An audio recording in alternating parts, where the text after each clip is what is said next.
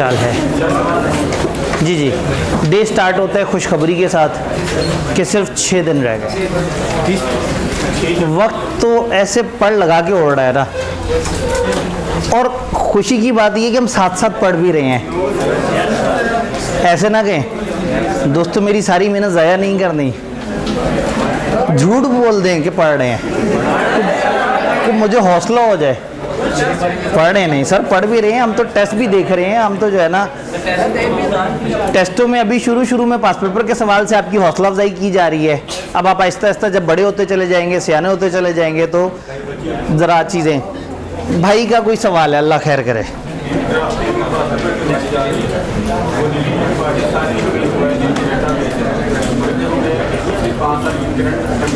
ठीक है हैं। इन्होंने कहा जी हमने जब देखा रिलेटेड पार्टी तो हमें ये बताया गया कि तो नॉलेज बेस है, रट्टे वाला है। और फिर जब हमने सवाल देखे तो सवाल में हमें सिचुएशंस भी नज़र आई। सिचुएशन ज़रूर नज़र आती हैं। आप एक कंपनी के पास गए, आपने उनसे इंफॉर्मेशन ली रिलेटेड पार्टी की। आप जब रिलेटेड पार्टीज़ को चेक कर रहे थे तो उस वक्त आपको पता लगा कि एक कंपनी के साथ इनकी ट्रांजैक्शन हुई है बड़ी अबनॉर्मल सी। जब आपने उसे गौर से देखा तो वो एक रिलेटेड पार्टी ट्रांजैक्शन निकली। जब आप मैनेजमेंट के पास गए तो मैनेजमेंट ने आपसे कहा कि भाई वो ये वाली इनएडवर्टेंटली मिस हो गई है हमसे, लफ्ज़ तक कॉपी पेस्ट किया हुआ इतनी दफ़ा, इनएडवर्टेंटली हमसे मिस हो गई है। आप बड़े उदास हुए, अब बताओ आप क्या करेंगे? ये सब माहौल बनाया है। अल्टीमेटली वो आपसे पूछ रहे हैं प्रीवियसली अनआइडेंटिफाइड पार्टी अगर सामने आएगी तो हम क्या करेंगे? कंप्लीट रिलेटेड पार्टी के सवालों में एक दफ़ा सिर्फ उन्होंने आपको लिंक बताया कंपनी का, आपके साथ ये नहीं कहा कि वो रिलेटेड पार्टी है, और फिर ये अंदाज़ा लगाने की कोशिश की कि क्या आप समझ पाते हैं या नहीं। तो ऐसे में अगर इस तरह के सवाल को आप सिनेरियो बेस कहेंगे तो सिनेरियो बेस की तौहीन हो जाएगी। सिनेरियो बेस डिफरेंट चीज़ होती है। सिनेरियो बेस है जैसे अभी 705-6 के सवाल होंगे कि आप एक सिचुएशन में जाके फंस गए हैं और उसमें स्टैंडर्ड में सीधा उसका सलूशन नहीं है। आपने अपने दिमाग को यूज़ करके कहीं ना कहीं उसके ऊपर बताना है कि आपने क्या प्रोसीजर लगाने हैं या किस तरह से। तो शायद आप सिचुएशन को वहाँ देख के या सवालों की जो डेप्थ है या जो लिखाई है उसको देख के थोड़े से परेशान हो गए। अदरवाइज़ इस तरह से नहीं है। आप एक काम करें, आप गिनना शुरू करें रिवर्स से एक एक करके, कहाँ 1 लग रहा है, कहाँ 2 प्रोसीजर लग रहे हैं, कहाँ 3 प्रोसीजर लग रहे हैं। अब अगर 13 सवाल आप गिने और उनमें से एक सवाल पे आप कहें कि सर इसको समझने में दिक्कत हुई, तो मैं इस चैप्टर को क्या लेबल दूँ? अगर 13 में से 12 बिल्कुल स्ट्रेट फॉरवर्ड है और 13वीं की लिखाई से थोड़ी सी परेशानी है, लेकिन जब परेशानी सेटल हो जाती है तो उसका जवाब भी सीधा सा है। तो मैं तो बड़ा ख़तरनाक बात हो जाएगी कि मैं कहूँ कि ये प्योर लॉजिकल यहाँ से आ रहा है। तो इसलिए जब हम बात करते हैं ना, जैसे चैप्टर 5 है, हम कहते हैं नॉलेज बेस है, उसका ये मतलब है कि वो 90% से ज़्यादा नॉलेज बेस है। अब उसमें एक छोटी सी लॉजिक का छोटा मोटा 5-6 नंबर का सवाल उसने पूछ लिया तो उसकी वजह से उसकी कैटेगरी चेंज तो नहीं हो जाएगी। हम लॉजिकल उनको कहते हैं जिनको करने का एक पैटर्न चाहिए आपको, कि इसके 3 स्टेप बनेंगे, 4 स्टेप बनेंगे, पहले स्टेप में यूँ करेंगे, जिसके लिए हमें कोई ख़ास साइंस चाहिए ड्राफ्टिंग के लिए। और मैं नॉलेज बेस उसे कह रहा हूँ जिसमें ड्राफ्टिंग की साइंस नहीं चाहिए, आप अपनी नॉलेज अपनी याददाश्त की बेस पे आंसर कर सकते हैं। डन? जी नहीं डन। क्वेश्चन नंबर 15 और 16 उन्होंने कहा देख लें कि ये बहुत ज़्यादा परेशान कर रहे हैं। ऑल्दो ये रेलेवेंट क्लास नहीं है लेकिन फिर भी देख लेते हैं। दिखाएं ज़रा किताब। थोड़ा सा ही टाइम है हमारे पास, बहुत ज़्यादा टाइम नहीं है, लेकिन हम किसी को उदास नहीं छोड़ सकते।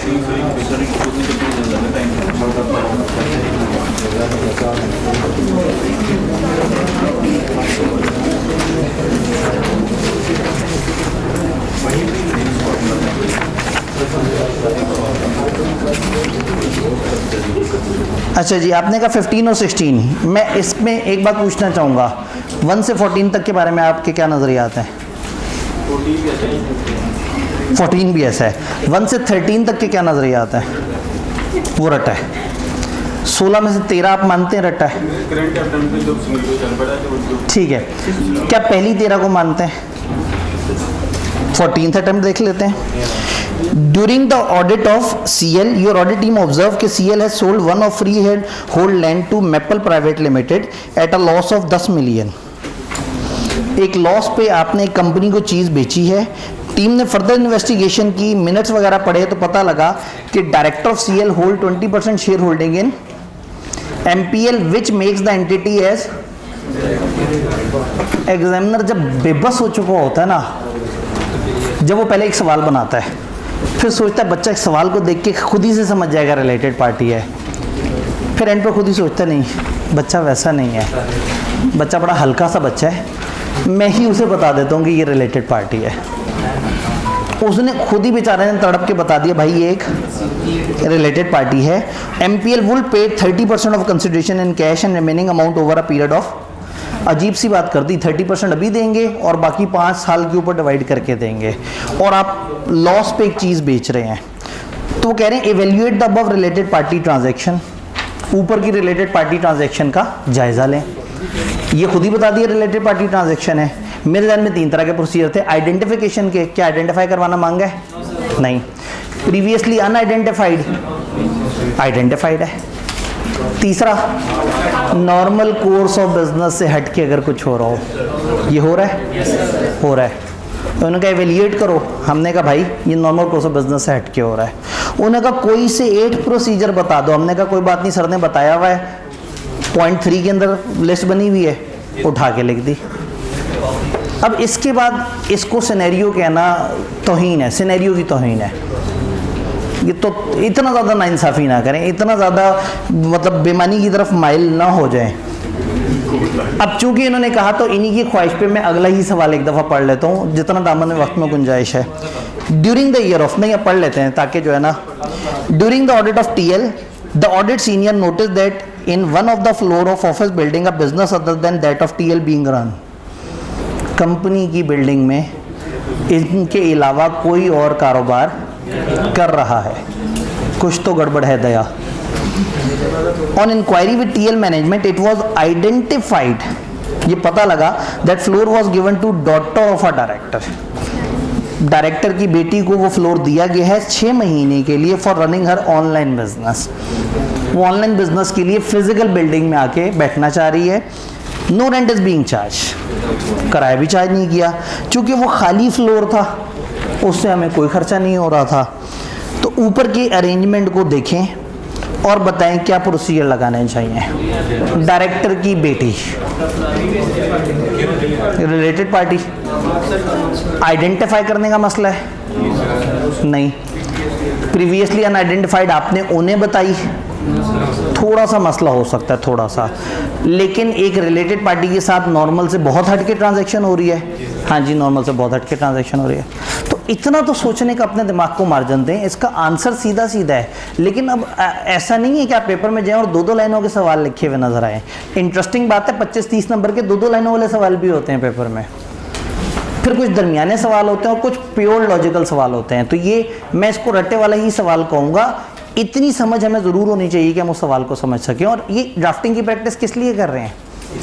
इसीलिए तो कर रहे हैं कि एक चैप्टर खत्म हुआ, अब चैप्टर मैंने आपको समझा दिया, आपको चैप्टर की गेम समझ आ गई। अब देखना है कि इस चैप्टर में आई के किन किन अल्फाज से किस किस तरीके से पूछ रहा है। लेकिन इससे ज़्यादा हम आगे नहीं जा सकते, इससे ज़्यादा आपको एक कदम आगे आना है। आप समझ रहे हैं? तो कम से कम एक दफ़ा पास पेपर्स करने से एक सेंस ज़रूर डेवलप हो जाती है कि हाँ भाई इस तरह का सवाल इस तरह के मिजाज के साथ आता है। ये जो 15 सवाल हैं, ये 15-16 जो सवाल हैं, इसमें कम से कम 6 ऐसे सवाल हैं जो 100% रेपिटेटिव सवाल हैं पीछे वाले सवालों से। कम से कम 6, ये मैं कम से कम कह रहा हूँ बहुत एहतियात से। और शायद अगर हम प्रॉपर गिने तो 9 सवाल ऐसे होंगे जो सिर्फ सीधे सीधे से पीछे वाले ही कॉन्सेप्ट को रेप्लिकेट कर रहे होंगे। तो थोड़ा सा तो हमने अपना भी मेयार बुलंद रखना है ना। ऑडिट का इम्तिहान दे रहे हैं, इससे तगड़े तो कम दिनों के सिनेरियो होते हैं। और एंड में मैं कह देता हूँ टाइप 2 सवाल था, इतना बड़ा सिनेरियो था, रट्टा पूछा हुआ था। वापस इधर आते हैं, आज का दिन हमारा काफ़ी ज़रूरी है। चैप्टर 14 और चैप्टर 14 की 700 सीरीज़ हमें समझ आ गया ऑडिटर कौन होता है, हमें समझ आ गया उसकी अपॉइंटमेंट कैसे होती है, हमें समझ आ गया वो एथिकल किस तरह से होता है। हमें ये समझ आ गया कि अपॉइंटमेंट के वक्त वो कौन कौन से स्टैंडर्ड्स को फॉलो करता है और ऑडिट की क्वालिटी कैसे इंप्रूव करता है। फिर हमें ये भी समझ आ गया कि अगर वो हेल्प के लिए कोई इंटरनल ऑडिटर या एक्सपर्ट्स को यूज़ करे तो क्या करते हैं। और एक स्पेशलाइज एरिया भी हमने ऑडिट का देख लिया, रिलेटेड पार्टीज़, कि अगर रिलेटेड पार्टीज़ हों तो ऑडिटर ने क्या एहतियात करनी है। अब हम ऑडिट के सबसे अहम स्टेप पे आ चुके हैं, which is reporting. Bye the end of audit आपने रिपोर्ट देनी होती है। तो अब हमारी सारी डिबेट होगी कि वो रिपोर्ट क्या है, रिपोर्ट किस तरह की है। 4 स्टैंडर्ड हैं इसके अंदर। ISA 700 जो एक साफ़ सुथरी रिपोर्ट के कंटेंट सिखाता है हमें। ISA 701 जो एक ख़ास किस्म के टॉपिक को डील करता है, की ऑडिट मैटर अगर है तो वो क्या है, उसको कैसे हैंडल करेंगे। फिर 705 और 706 दो तरह की मॉडिफिकेशंस को जिक्र करते हैं कि हम रिपोर्ट में किस किस वजह से क्यों चेंज करते हैं। ये जब 705 और 6 का जिक्र आता है तो हमें फ़ौरन से एहतराम में इसको बहुत ध्यान से समझने की ज़रूरत होती है, क्योंकि एक टिपिकल ऑडिट का पेपर का सवाल ये होता है कि वो आपको एक सिचुएशन दे दे और आपने 705-6 के मुताबिक उसे आंसर करना पड़ता है। अगर एक ऑडिट का पेपर आए और उसमें ISA 705 या 6 का सवाल ना हो तो जो रिव्यूअर है वही एग्जामिनेशन डिपार्टमेंट से कह देता है कि यार क्या कर रहे हो, ऑडिट का पेपर था ये, तुमने इसमें सवाल ही नहीं डाला कि ऑडिटर क्या ओपिनियन देगा। यानी ऑडिट के पेपर की तौहीन है कि उसमें ओपिनियन की बात ना की जाए। तो ये तकरीबन वाजिब हो जाता है कि 705-6 का सवाल आपको देना पड़ेगा। आपको पास पेपर में कुछ अटैम्प्ट्स गाइड मिलती हैं, क्योंकि कुछ अरसे हमारे सिलेबस में ये स्टैंडर्ड्स नहीं थे। लेकिन अगर हमारे सिलेबस में ओपिनियन वाले स्टैंडर्ड हों तो वो पेपर इंतहाई थका हुआ काउंट होगा जिसमें 705 या 6 का सवाल ना हो। तो ये सवाल उन्होंने देना ही देना है। जब उन्होंने देना ही देना है तो फिर उसको समझना बड़ा ज़रूरी है कि इसके क्या पैटर्न होंगे, ये किस तरह से आएगा, हम इसको कैसे लेके चलेंगे। तो अगर आप याद करें तो आपका ऑडिट में 2 दफ़ा सुपर एक्सटेंडेड सेशन होना है ड्राफ्टिंग का, उनमें से एक आज है। तो आज शायद उन्होंने आपको कहो कि कल आपने कफन बांध के आना है, ठीक है, अगले दिन का नाश्ता भी साथ लेके आना है। अच्छा इतना नहीं, रात के खाने तक की बात की थी उन्होंने। उन्होंने चाय का भी वादा कर लिया। अच्छे नेक आदमी है वो जो है ना, ठीक है, उन्होंने चाय का वादा कर लिया। नहीं किया तो कोई बात नहीं, चलेंगे। मतलब जो है ना अल्टीमेटली आपको तो चाय मिल जाएगी। तो हो सकता है कि वो जो है ना वो मैं आपके चाय के वादे पे ना वो पूरा उतरूँ। बिस्किट भी देंगे वो? नहीं, ये ज़्यादा हो गई, ये मुझे नहीं लग रहा। अब मुझे चाय वाला वादा भी ना, वो नहीं होता मैनेजमेंट की जब इंटेग्रिटी पे डाउट हो जाए, तो आपके इस ऑडिट एविडेंस से ना मुझे आपकी तरफ से आए हुए तमाम स्टेटमेंट्स मशकूक लगना शुरू हो गई हैं। अच्छा उन्होंने, अच्छा आपके पैसों से आप खुद चाय पियेंगे? आपके पैसों से? Greatest of all the time sir आपके पास भाईजान चाहे असल में ना कुछ चीज़ें जो आपको नज़र आती हैं जब हम एक दिन का ऑडिट का क्रैश कोर्स करते हैं ना, तो जितने बच्चे सारे हैं वो सारे 70 रुपए की भी चाय पिए ना तो उससे ज़्यादा तो सिर्फ एसीओं का खर्चा लग जाता है। ये आप लोगों ने कभी हिसाब किताब आप नहीं लगाते होते, बस आपको सामने की टेंजिबल चीज़ें नज़र आ रही होती हैं। तो इदारा हमेशा आपसे बड़ी मोहब्बत करता है और इस वक्त इस क्लास में डायलॉग मारने का फ़ायदा ही कोई नहीं। आप लोगों ने कौन से प्री एनरोलमेंट में अगले वाले पेपर एनरोल करा लेने, आप तो एंड ऑफ ऑडिट में पहुंचे हुए हैं। अब जब ऑडिट आपने उठा लिया तो फिर पीछे बचा कुछ नहीं। तो आप लोगों पे ना मेहनत नहीं होनी चाहिए, मेहनत होनी चाहिए बिगनर्स पे। अच्छा, जिस कंपनी लॉ के बच्चों पे मेहनत होनी चाहिए वो बेचारों को मिल रहा है 1.25 घंटे का सेशन डेली, और अक्सर कोसी भी नहीं मिलती उन्हें। और जिन्होंने जाना है 2 घंटे का मेरा सेशन, कम से कम 1.5 घंटे का सरोसामा का सेशन, और आज तो शायद 2.5-3-4 घंटे स्पेशल सेशन है ना। आपने नोट किया होगा ओरिएंटेशन में ना मैंने इस वाले दिन के आगे लिखा था एक्सटेंडेड सेशन, नहीं एक्सटेंडेड भी नहीं, स्पेशल सेशन लिखा हुआ था। तो स्पेशल का मतलब है कि कुछ स्पेशल है। चलें वापस आते हैं। तो ये बड़ी इंपॉर्टेंट बात है 705-6 वाली। तो ऐसे में आपको बड़े अच्छे तरीके से तैयार करना होगा। जी मैं सवाल की तरफ आता हूँ। इसमें 700 और 701 नॉलेज बेस्ड है। हो सकता है आप में से अचानक से एक बंदा उठ के कहे कि जी वो 701 में वो एक दफ़ा वो वाले सवाल का वो वाला पोर्शन था वो थोड़ा सा लॉजिकल आ गया था। तो मैं कहूँगा भाई मटीरियलिटी भी कोई चीज़ है। मैं जो बात कर रहा हूँ वो मटीरियलिटी के दायरे में रह के कर रहा हूँ कि 700-701 नॉलेज बेस्ड सवाल, 705 706 लॉजिकल सवाल हो सकता है। अभी मुझे 706 का आप एक रट्टे वाला सवाल दिखा दे, लेकिन चूंकि रट्टे वाला सवाल बहुत कम होगा और लॉजिकल सवाल बहुत ज़्यादा होंगे, तो मैं उसको कैटेगराइज करूंगा लॉजिकल साइड पे। 700 को शुरू करते हैं, लेकिन उससे पहले एक दो जनरल सवाल हैं जी। क्या सवाल है जी? अच्छा, फैन ऑन करवाना दो।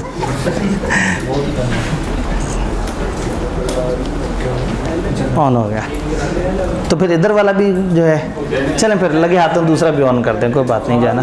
अब जब सवाब होना है तो उसका रेगुलेटर ही ख़राब हो गया बस। देखिए नसीब से तो नहीं लड़ सकता ना इंसान। चल पड़ा पंखा, चल पड़ा। इससे पहले कि पीछे वाले सोचें, उसका रेगुलेटर आप लोगों के पास है, हमारे पास नहीं है। हमारे पास आगे वाले दो थे। नहीं सर, जो नॉलेज बेस्ड क्वेश्चन आते हैं जी, क्या उसमें एग्जैक्ट बुक वाली वर्डिंग लिखना ज़रूरी है? हरगिज़ नहीं। आप 100% अपनी वर्डिंग में लिख सकते हैं। मैं सीलो में आपको दर्जनों दफ़ा कहता नजर आऊँगा रट्टा लगा लें। मैं ऑडिट में रट्टा लगाने का आपको नहीं कहूँगा। ज़्यादा से ज़्यादा अगर मैं रट्टा लगाने का कहूँगा तो सिर्फ एक एश्योरेंस की डेफिनेशन और रिपोर्ट के कंटेंट्स, उसके अलावा किसी जगह आई बिलीव कि रट्टा लगाने की ज़रूरत नहीं है। अगर आप खुद से लिख सकते हैं तो आप लिखें, लेकिन अगर आप कहें सर मैं खुद से लिखता हूँ तो मुझे तो समझ आ जाता है, मेरे अलावा किसी को नहीं समझ आता, तो फिर आप रट्टे का सहारा ले सकते हैं, जिससे आप अपनी इंग्लिश को छुपा लें और आप अपनी क्रैमिंग के थ्रू चीज़ों को प्रेजेंट करें। अदरवाइज ऑडिट में यू आर वेरी इजी, आप 100% अपने अल्फाज में लिख सकते हैं। ये लॉ नहीं है, इधर वो अल्फाज फॉलो करना या वो डेफिनेशंस फॉलो करना बहुत ज़्यादा ज़रूरी नहीं है, और डेफिनेशंस भी ना होने के बराबर है पूरी किताब में जी। जी भाई ने एक मासूम सा सवाल पूछा, उन्होंने कहा जो आप रिपोर्ट के कंटेंट्स की बात कर रहे हैं, क्या कंटेंट में जो एक्सप्लेनेशन राइट पे दी हुई है वो भी याद करना है, या जो लेफ्ट पे सिर्फ हेडिंग्स दी हुई हैं? तो मासूमियत का अवार्ड जो है भाईजान, अगर इतना सा याद करना हो तो मैं इतना कंटेंट भी याद करना ना। हेडिंग्स तो बहुत बच्चों वाली बात है ना, यानी इतनी सी बात पे मैं इतनी क्यों तमीज़ बांधूंगा। चलें चलें, मैं भाई के लिए एक सहूलत निकालने लगा हूँ। आपने सिर्फ सीरियल नंबर 9 याद करना है बस।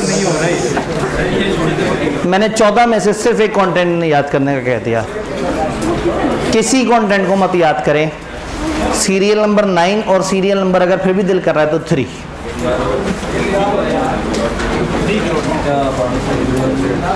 3 है 4 है 4, सॉरी 4। सिर्फ 4 और सिर्फ 9, क्या इससे काम चल जाएगा? बस ये 2 याद कर लें। चूँकि अभी क्रैश वाले टाइम पे अब मैं इतना ज़्यादा तो आपको जुल्म नहीं कर सकता, लेकिन सेशन के बीच में आप कहीं कहते हैं तो मैं इन सारे कंटेंट्स पे आपको जोर देता, लेकिन जब कम टाइम हो तो फिर हम थोड़ा ज़्यादा फोकस एरिया की तरफ आते हैं। अच्छा जी, अब करना क्या है? 700 ISA 700 ये हमें बताता है एक साफ़ सुथरी रिपोर्ट के बारे में। कैसी रिपोर्ट के बारे में? साफ़ सुथरी। क्या मतलब? रिपोर्ट तो साफ़ सुथरी होती होगी हमेशा? नहीं, रिपोर्ट ख़राब भी होती है। अब ये साफ़ सुथरी का मतलब है कि आपको कोई एतराज़ नहीं है, आप जिसके बारे में ओपिनियन दे रहे हैं आप नीट एंड क्लीन ओपिनियन दे रहे हैं, आपको किसी किस्म का कोई एतराज़ नहीं है, और आप कह रहे हैं कि भाई आप लोग बहुत अच्छे नेक लोग हो, आपके फाइनेंशियल्स तो कमाल थे। अगर एक auditor by the end of audit opinion दे कि मुझे कोई मसला नहीं, तो उसको हम कहते हैं साफ़ सुथरी रिपोर्ट। ना सिर्फ वो कहे मुझे कोई मसला नहीं, बल्कि रिपोर्ट में कोई और चीज़ हाईलाइट भी ना करे, किसी भी किस्म की कोई तब्दीली ना करे। तो जो गैर तब्दीली शुदा रिपोर्ट होती है उसको कहते हैं अनमॉडिफाइड ऑडिट रिपोर्ट, गैर तब्दीली शुदा। अब तब्दीली से क्या मुराद है? आप मेन रिपोर्ट से हट गए। मेन रिपोर्ट से क्या मुराद है? आपको एक स्टैंडर्ड ने एक रिपोर्ट बताई है। जब आपने साफ ओपिनियन देनी है, अगर दुनिया में 80% ऑफ द ऑडिट्स पे bye the end of audit आपने रिपोर्ट साफ देनी है, तो रादर देन कि हर ऑडिटर बैठ के नए सिरे से इंग्लिश सोचे कि मैं इसमें क्या लिखूं, ऑडिटिंग स्टैंडर्ड ने आपको पूरा फॉर्मेट दे दिया साफ रिपोर्ट का, कि देखो जब भी तुम एक साफ रिपोर्ट देने जा रहे हो तो तुमने ये रिपोर्ट इन अल्फाज से इन कंटेंट्स के साथ क्लाइंट को इशू कर देनी है। इससे एक्सपेक्टेशन गैप खत्म हो जाता है। लोगों के जहन में होता है ऑडिटर पता नहीं क्या क्या कर रहा है, कैसे कर रहा है। इस रिपोर्ट में ऑडिटर की रिस्पॉन्सिबिलिटी बड़े अच्छे तरीके से बताई है। देन मैनेजमेंट के ज़िम्मे क्या काम थे, ऑडिटर के ज़िम्मे क्या काम थे, इस रिपोर्ट में उसका तस्करा भी है। इस रिपोर्ट का फ़ायदा ये हुआ कि हर मुल्क का ऑडिटर हमेशा एक ही स्टैंडर्ड अल्फाज में रिपोर्ट दे रहा होगा, और जब वो स्टैंडर्ड अल्फाज में रिपोर्ट दे रहा होगा तो तमाम यूज़र्स के लिए कंपनियों की रिपोर्टों को कंपेयर करना आसान हो जाएगा। ISA 700 की प्राइम अजम्पशन ये है कि you don't have any issues with the audit, और अगर हैं भी तो इमैटीरियल लेवल के हैं। आपने ऑडिट ख़त्म कर लिया, एंड ऑफ ऑडिट पर आप फाइनली फाइनेंशियल स्टेटमेंट्स को देखते हैं।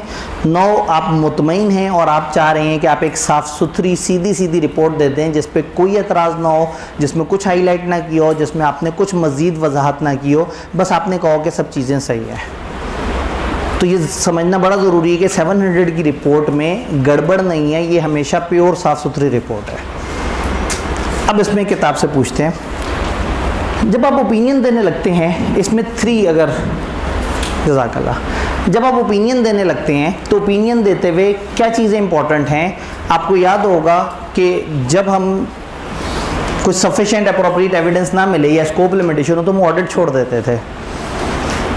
यहाँ पे वो कह रहे हैं कि भाई आप साफ रिपोर्ट देने से पहले ज़रा एक दफ़ा आखिरी दफ़ा देख लें क्या आपको सफिशिएंट अप्रोप्रिएट ऑडिट एविडेंस मिल गया है, और क्या अनकरेक्टेड में स्टेटमेंट, वो में स्टेटमेंट जो मिली हैं और अभी ठीक नहीं हुई, कहीं वो मटेरियल तो नहीं। आपको ऑडिट में एक मिस्टेक मिली 200 रुपये की, आपने क्लाइंट से कहा देखें 200 रुपये की मिस्टेक है, दोनों का हासा निकल गया कि यार करोड़ों रुपए के फाइनेंशियल्स हैं, 200 रुपये की मिस्टेक। उन्होंने कहा हम रख लेते हैं, टाइम मिल गया तो इसे ठीक कर लेंगे। ये कहलाती है अनकरेक्टेड मिसस्टेटमेंट। एक होती है अनआइडेंटिफाइड या अनडिटेक्टेड मिसस्टेटमेंट जो मिली ही नहीं, ये मिली है ठीक नहीं हुई। तो अगर आपके पास कुछ अनकरेक्टेड मिसस्टेटमेंट और वो मिला के मटेरियल ना हो तो इसका मतलब है कि आपके पास मटेरियल में स्टेटमेंट नहीं आई। तो साफ रिपोर्ट 2 सूरतों में देनी है, जब आपको स्कोप लिमिटेशन ना हो, सफिशिएंट अप्रोप्रिएट ऑडिट एविडेंस मिल गया हो, एंड कोई मटेरियल में स्टेटमेंट ना हो, प्लस आपने स्टैंडर्ड की कुछ और बातों को भी फॉलो कर लिया हो। अगर सब ओके है तो ऑडिटर एक ओपिनियन देगा कि financial statement are prepared in accordance with, आप कह देंगे financial applicable financial reporting framework के मुताबिक हमारे फाइनेंशियल्स बने हुए हैं। अब फाइनेंशियल स्टेटमेंट पे फाइनल ओपिनियन देने से पहले आपने आखिरी दफ़ा फाइनेंशियल्स को देखना है, एक यूज़र की नज़र से देखना है कि मैं इसको साफ तो कहने लगा हूँ, क्या इसमें कोई अभी भी ऐसी बात तो नहीं जिसकी वजह से मुझे थोड़ा डर जाना चाहिए। Number 1, financial statement adequately disclose significant accounting policies. Financials को आखिरी दफ़ा देखा साफ ओपिनियन देने से पहले, क्या वो एडिक्वेट तरीके से, प्रॉपर तरीके से जितनी पॉलिसीज़ है उनका जिक्र कर रहा है, क्या इनकी पॉलिसीज़ कंसिस्टेंट हैं फ्रेमवर्क के साथ, क्या जो एस्टीमेट्स नज़र आ रहे हैं अंदर वो रीज़नेबल पाए गए, क्या जो इन्फॉर्मेशन दी गई है वो रेलेवेंट, रिलायबल, कंपेरेबल, अंडरस्टैंडेबल है। ज़्यादा इन्फॉर्मेशन के बेसिक फीचर कभी आपने बचपन पढ़े थे। टर्मिनोलॉजीज़ जितनी भी है फाइनेंशियल में, क्या वो समझ आ रही हैं, क्या वो अप्रोप्रिएट हैं, और अगर कोई मुश्किल वर्ड्स हैं तो क्या इन्होंने उसको एक्सप्लेन किया हुआ है। एंड फाइनली, क्या फाइनेंशियल स्टेटमेंट में उतने डिस्क्लोजर हैं जिससे यूज़र्स को अच्छी तरह से समझ आ रहा है कि हुआ क्या था। तो साफ ओपिनियन देने से पहले आपने फाइनली फाइनेंशियल स्टेटमेंट्स में देखना है कि डिस्क्लोजर पूरे हैं, डिस्क्लोजर समझ आ रहे हैं, पॉलिसीज़ का तस्करा है, चीज़ें सही तरीके से चल रही हैं, एस्टीमेट ओके हैं, और ओवरऑल फाइनेंशियल को देख के आपको अच्छी सी फीलिंग आ रही है। अगर ये अच्छी सी फीलिंग आ रही है तो आप एक साफ रिपोर्ट दे दें। ये जो साफ रिपोर्ट है इसके कंटेंट्स क्या हैं? ऑडिट रिपोर्ट में हम कहते हैं 14 कंटेंट्स हैं, 14 कंटेंट हैं ऑडिट रिपोर्ट के, जो कि इसी तरतीब में आपने देने हैं। तो अगेन भाई वाली बात, हमने पहले नामों को तरतीब से याद रखना है, उसके बाद अंदर कंटेंट कितनों का याद रखें, आपने समझ सब ले लेना है, लेकिन अगर आपके पास कम टाइम है तो कंटेंट नंबर 4 और कंटेंट नंबर 9 इसके अंदर की चीज़ों को याद रख लेना है। एग्जामिनर अभी आहिस्ता हाथ बहुत हल्का कर चुका है। आपसे पहले ऑडिट पढ़ने वालों के ऊपर एग्जामिनर बड़ा जालिम हुआ करता था। बच्चे पेपर में जाते थे, 2 लाइनों का एक सवाल लिखा होता था 20 नंबर का, उसमें लिखा होता था ज़रा एक रिपोर्ट ही बना दो हमें, तो आप बैठ के पूरी रिपोर्ट लिखते थे।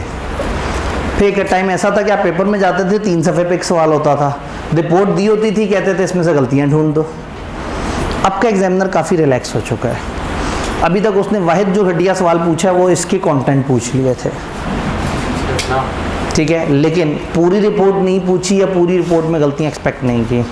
बट एग्जामिनर कभी भी जज्बाती हो सकता है, हमें कम से कम समझ होनी चाहिए। आप पूरी रिपोर्ट को वर्ड बाय वर्ड याद करें या ना करें, लेकिन अगर ये कंटेंट मैंने एक टेबल सा बनाया हुआ है, हर कंटेंट के आगे उसकी डिस्कशन है कि इसमें क्या क्या बातें हैं, अगर वो आपने समझा हुआ है और पेपर में आ जाए तो सम हो आप कहीं ना कहीं कुछ ना कुछ करने की पोजीशन में होंगे। इन एलिमेंट्स को थोड़ा सा हमने ग्रुप्स बना लेने होते हैं। सबसे पहले ही हमारा स्टार्ट है टाइटल और एड्रेस, इन दो का एक सेट बनता है कि भाई ये दो हैं हमारा इब्तदाई सलाम दुआ। इसी तरह से ये एंड वाले चार हैं वो जो क्लोजिंग साइन शाइन और इस तरह की चीज़ें होती हैं। तो ये स्टार्ट है और ये एंड है। फिर इन दो का सेट बनता है, ये ओपिनियन और ओपिनियन की रीज़न है। ओपिनियन क्या है और ओपिनियन के पीछे बेसिस क्या थी। फिर आते हैं तीन स्पेशल एरियाज, तीन अलग अलग स्टैंडर्ड हैं जो तीन एरियाज को डील करते हैं। ISA 570 डील करता है गोइंग कंसर्न को, हमारे सिलेबस में कल इंशाल्लाह पढ़ रहे होंगे। ISA 701 डील करता है की ऑडिट मैटर को, इंशाल्लाह आज ही पढ़ रहे होंगे।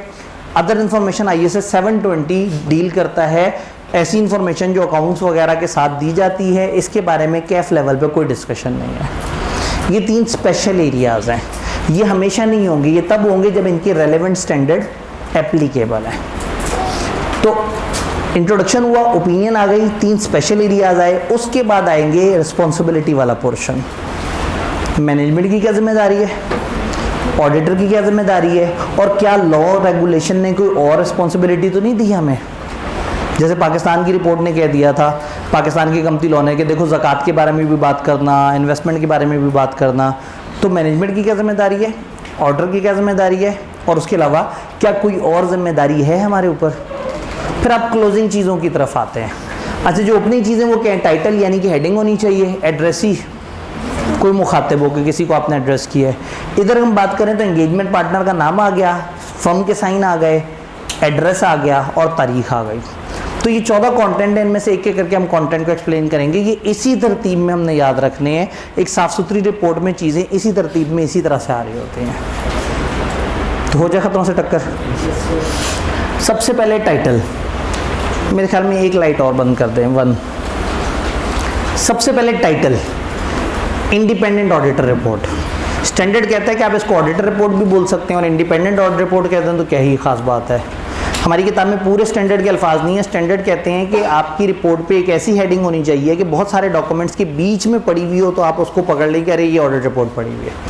यानी हेडिंग में बड़ा वाज़ेह तरीके से महसूस हो कि ये एक प्रॉपर ऑडिटर रिपोर्ट, और अगर आप इंडिपेंडेंट लिख दें तो बहुत ही अच्छी बात है। तो टाइटल होना चाहिए इंडिपेंडेंट ऑडिट रिपोर्ट। फिर बनाम किसके, टू हुम, जो सिचुएशन होगी उसके मुताबिक। आपसे SCCP ऑडिट करवा रहे हैं आप उसके नाम पे लिख दें, आपसे मेंबर्स ऑडिट करवा रहे हैं उनके नाम पे लिख दें, आपको किसी और ने कहा है कि भाई मेरे नाम पे होनी चाहिए आप उसके नाम पे कर दें।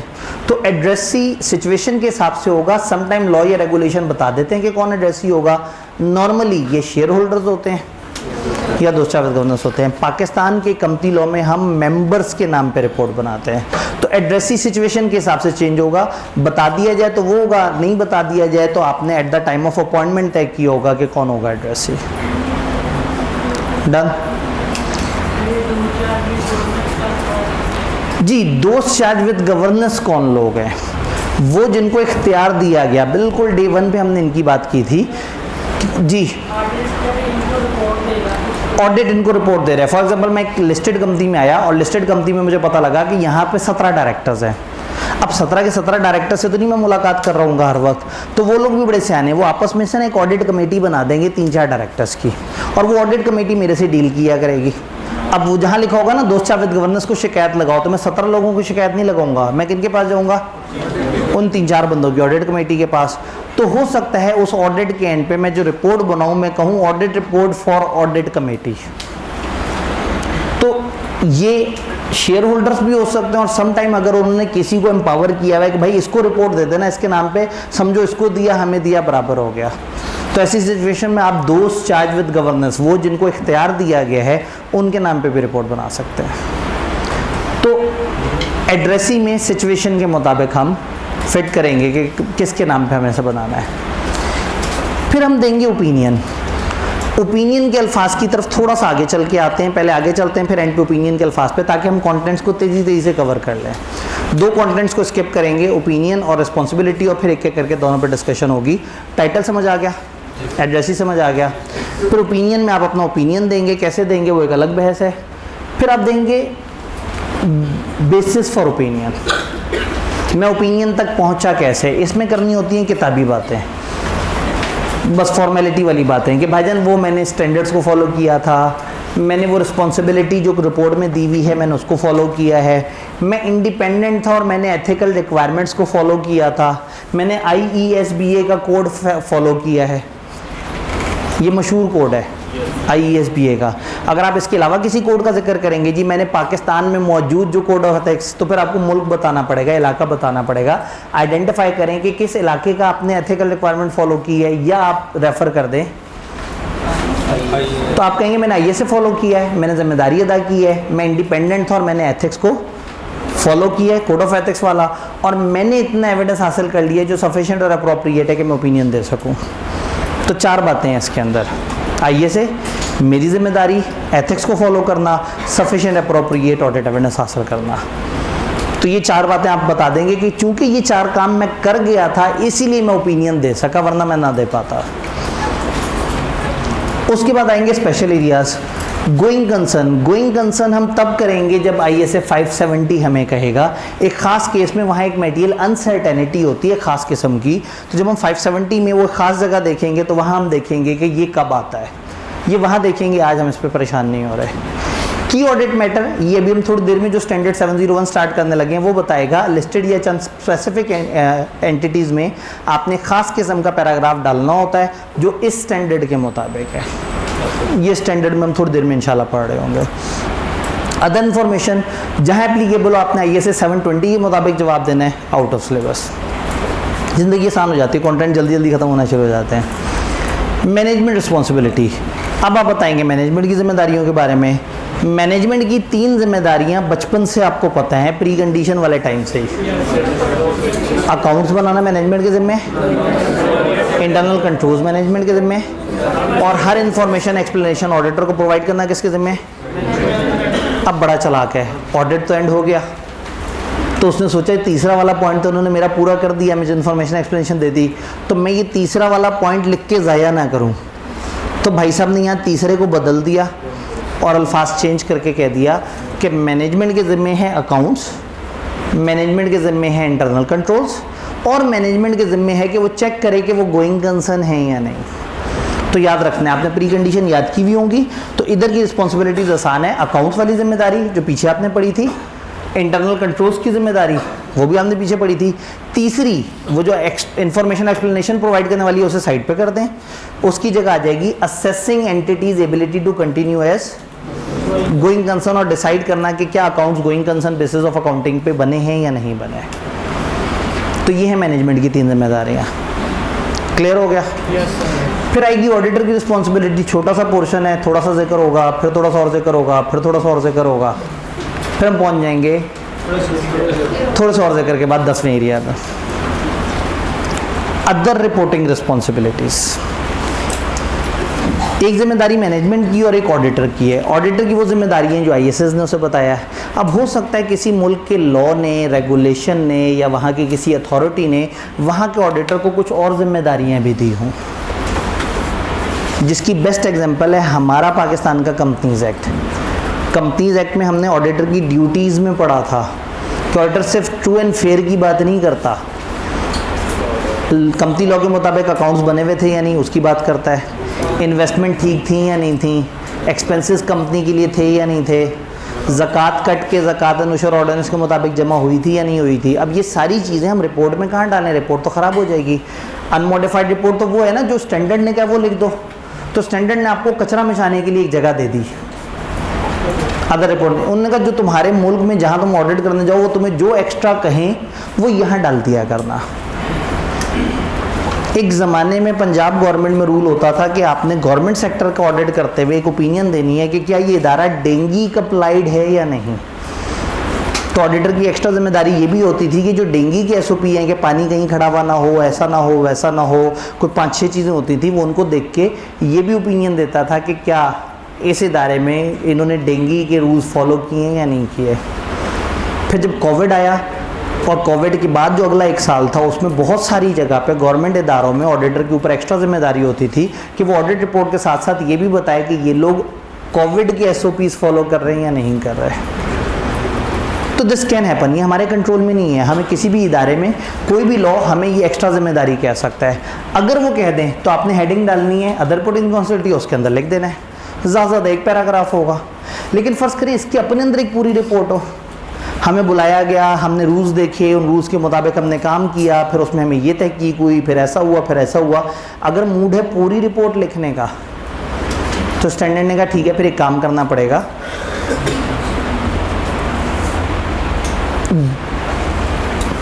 टाइटल और एड्रेस ही, इसके बाद यहाँ एक हेडिंग डाल दें, report on audit of financial statements. इन दो के बाद रिपोर्ट ऑन फाइनेंशियल स्टेटमेंट की हेडिंग डाल दें और फिर यहाँ तक आने के बाद इधर एक नई हेडिंग डाल दें, report on other reporting responsibilities. उस हेडिंग के अंदर एक नई रिपोर्ट डाल दें, कोई मसला नहीं, पूरी सारी बातें कर दें ताकि डिफरेंशिएट हो जाए कि ऊपर ऑडिट की रिपोर्ट है और नीचे अदर है। और अगर तो सिर्फ 1 पैराग्राफ है तो बस वो फिर चल जाएगा। अदरवाइज स्टैंडर्ड ने अलाउ किया कि इसके अंदर फर्दर सब हेडिंग्स भी हो सकती हैं और इसमें आप चीज़ें ऐड कर सकते हैं। तो वापस पीछे चलते हैं।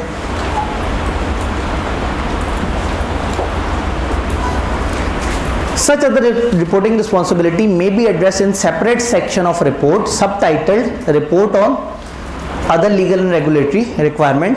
अगर आप एक सेपरेट रिपोर्ट ही बना रहे हैं तो इस केस में रिपोर्ट में 2 सेपरेट सेक्शन होंगे। कंटेंट 3 से लेकर 9 तक shall be under subtitle report on the financial statement और उसके बाद report on other legal and regulatory requirement उसके बाद आएगा और उसके अपने अंदर फर्दर हेडिंग्स और फर्दर चीज़ें हो सकती हैं। क्लियर हो गया?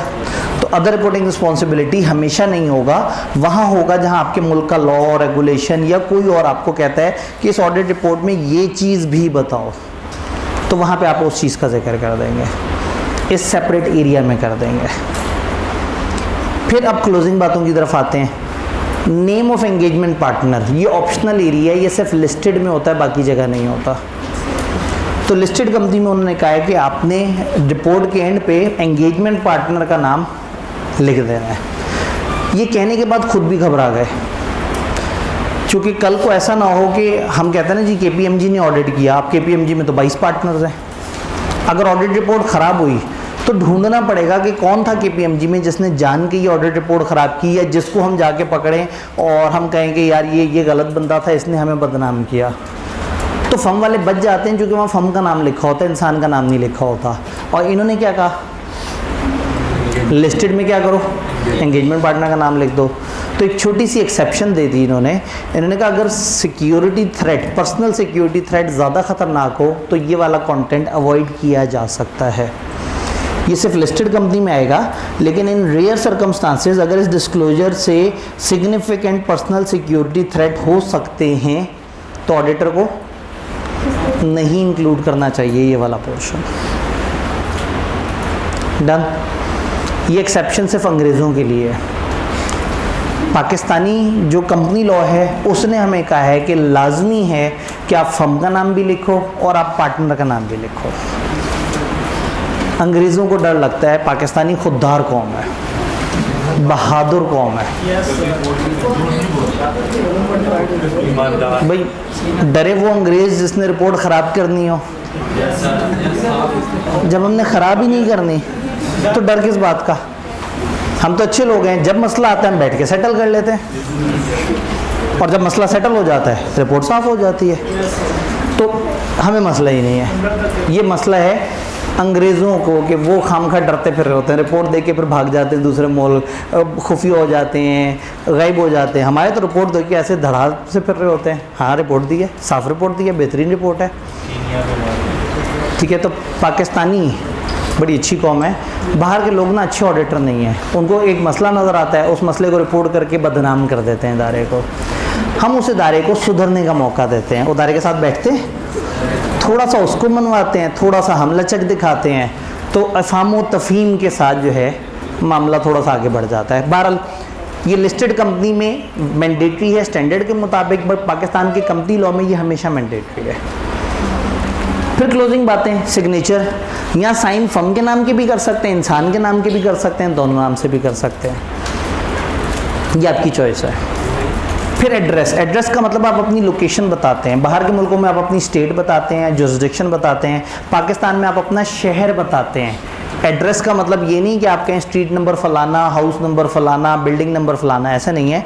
आप सिर्फ पाकिस्तान में यहाँ शहर लिख देते हैं, दुनिया में यहाँ आप अपना एरिया मेंशन कर देते हैं ताकि डिफ्रेंशिएट हो जाए।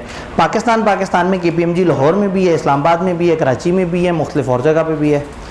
तो यहाँ हम फिर KPMG लाहौर लिख देंगे ताकि सेग्रीगेट कर सकें कि ये इधर वाली फर्म ने ये वाला काम किया है। और डाल दें डेट। डेट उस वक्त डालें जब सफिशिएंट अप्रोप्रिएट ऑडिट एविडेंस मिल गया हो। रिपोर्ट पे डेट डालने का मतलब है आपने रिपोर्ट कंप्लीट कर दी, तो रिपोर्ट पे तब डेट डालें जब जिन्होंने अकाउंट्स बनाने थे उन्होंने प्रॉपर उसको एक्नॉलेज कर लिया है और तमाम लोगों ने अपने अपने हिस्से की जिम्मेदारी अदा कर दी है। अब आप रिपोर्ट के ऊपर डेट डाल दें। आपकी डेट से लोगों को ये पता लगता है कि आपने इस दिन तक के सारे काम किए हुए हैं इस ऑडिट के ऊपर। तो डेट एक कट ऑफ होता है कि बस यहाँ तक मैंने काम किया, बस अब मैं रिपोर्ट आपको दे रहा हूँ। shall not be dated earlier than date on which auditor has obtained sufficient appropriate audit evidence. उस डेट से पहले आपने नहीं डेट डालनी जब तक आपको सफिशिएंट अप्रोप्रिएट ऑडिट एविडेंस ना मिल जाए जिसके ऊपर आपने अपना ओपिनियन बिल्ड करना होता है। तो जिन्होंने फाइनेंशियल स्टेटमेंट बनानी है उन्होंने बना दी हैं और जिन्होंने उसकी जिम्मेदारी लेनी थी उन्होंने जिम्मेदारी ले ली है। तो फिर हम अपनी रिपोर्ट पर डेट डालेंगे।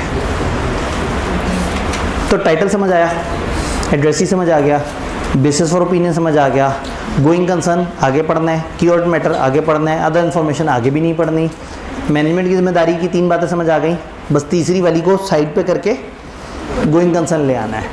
ऑर्डर रिस्पॉन्सिबिलिटी भी नहीं पड़ी, अदर रिपोर्टिंग रिस्पॉन्सिबिलिटी समझ आ गई, सिग्नेचर का एरिया समझ आ गया, एंगेजमेंट पार्टनर का नाम लिस्टेड में, एड्रेस और डेट। अब वापस पीछे चलते हैं, हम पीछे ओपिनियन छोड़ के आए हुए हैं।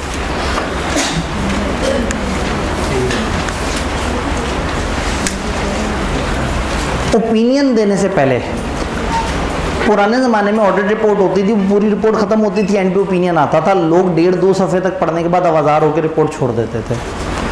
अब उन्होंने क्या किया, ओपिनियन बिल्कुल मत्थे पे दे दी। ये सारा कुछ लिखा हुआ है ना, ये एक लाइन में लिखा होता है, auditor report for the members, एक लाइन हेडिंग के साथ ही लिखा हुआ होता है। इसका मतलब है ये रिपोर्ट पे हेडिंग के फ़ौरन बाद आपको जो मिलेगा वो क्या है, ओपिनियन है। तो अब हम क्या करते हैं, ओपिनियन के नीचे पहले पैराग्राफ में सियाको सबाक देते हैं, अपना स्कोप बताते हैं। हम ये कहते हैं कि ये वाली एंटिटी थी, इसका हमने ऑडिट किया है, ये इसके फाइनेंशियल स्टेटमेंट्स के अलग अलग स्टेटमेंट्स के टाइटल हैं, ये अकाउंटिंग पॉलिसीज़ वगैरह थी, और ये डेट और टाइम पीरियड है फाइनेंशियल स्टेटमेंट्स का। हमने ABC लिमिटेड कंपनी के ये फाइनेंशियल स्टेटमेंट 2024 30 जून के ईयर एंड के का ऑडिट किया है। कौन सी कंपनी, कौन सा ईयर, कौन कौन से फाइनेंशियल, और आपने क्या किया है, ऑडिट। तो आपने पहले पैरा में इंट्रो देना है कि what this opinion is about. Opinion देने से पहले स्कोप बता रहे हैं, ये वाला इदारा, ये वाली सर्विस, ये वाले फाइनेंशियल्स, जिसमें ये 5 तरह के होते हैं, क्योंकि दुनिया में 10-12 तरह के भी फाइनेंशियल्स हो सकते हैं, और हमने अकाउंटिंग पॉलिसीज़ वगैरह देखी हैं, और अल्टीमेटली इस डेट या इस टाइम पीरियड के फाइनेंशियल्स हैं जिनका हमने ऑडिट किया है। तो पहले पैरा में आपने क्या किया, इंट्रोडक्शन दे दिया। उसके बाद आप ओपिनियन देंगे। ओपिनियन के 2 तरह के अल्फाज होते हैं, ये डिपेंड करता है कि आपने किस किस्म की सर्विस परफॉर्म की है। यहाँ पे थोड़ा समझने की ज़रूरत है। 1-3 ओपिनियन, जब आप फाइनेंशियल रिपोर्टिंग फ्रेमवर्क एक्सेप्टेबल देख रहे होते हैं ना, रिवाइंड करके पीछे जाते हैं, तो आप देखते हैं कि ये इदारा किस किस्म का है और ये फाइनेंशियल रिपोर्टिंग फ्रेमवर्क इनको कौन सा चाहिए। कुछ फाइनेंशियल रिपोर्टिंग फ्रेमवर्क होते हैं बड़े बेरहम किस्म के, जो लॉ की तरफ से आए होते हैं, उनको हम कहते हैं कंप्लायंस फ्रेमवर्क। कंप्लायंस फ्रेमवर्क में क्या होता है कि कानून कह देता है ये 11 बातें हैं, आपने 11 की 11 माननी है अकाउंट्स बनाते हुए।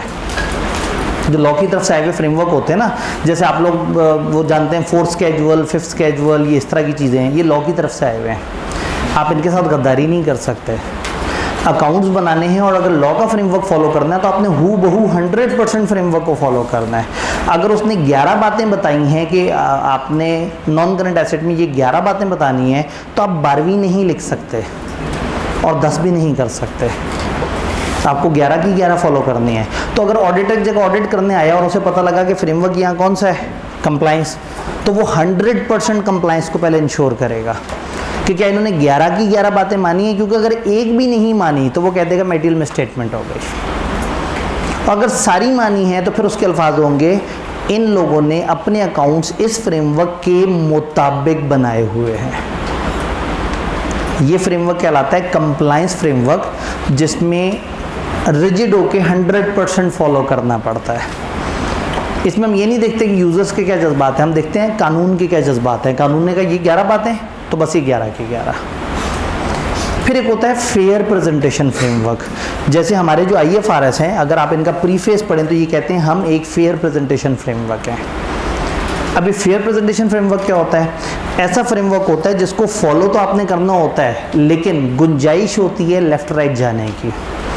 अगर आपको लग रहा है, अकाउंट्स बनाने वालों को लग रहा है कि यूज़र को समझाने के लिए 2 नए डिस्क्लोजर डाल देने चाहिए, डाल दें। अगर उन्हें लग रहा है यूज़र्स को बचाने के लिए एक डिस्क्लोजर माइनस कर दें तो यूज़र परेशान हो जाएगा, तो उस एक को माइनस भी कर सकते हैं।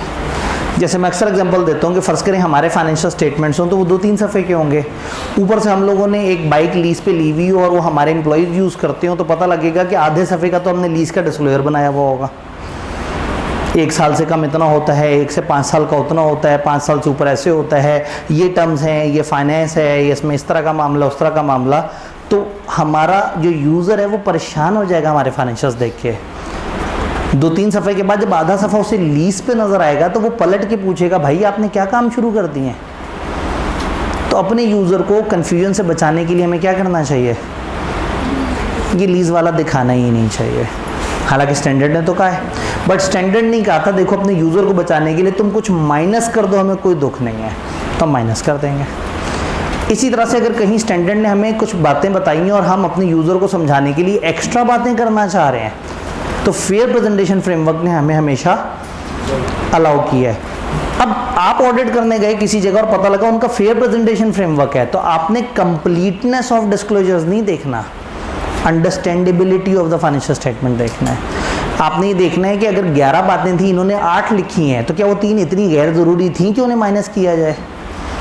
और अगर उन्होंने 2 इजाफी बातें लिखी हुई हैं, तो वो 2 इजाफी बातें क्या यूज़र को समझाने के लिए ज़रूरी थी या नहीं थी?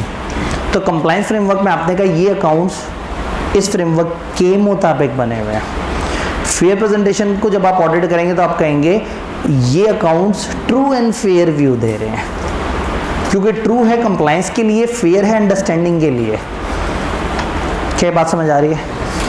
किताब से पूछते हैं। 3 कंप्लायंस फ्रेमवर्क में आपके क्या अल्फाज होंगे? Financial statement are prepared in all material respect in accordance with framework. और फेयर प्रेजेंटेशन के लिए अल्फाज क्या है?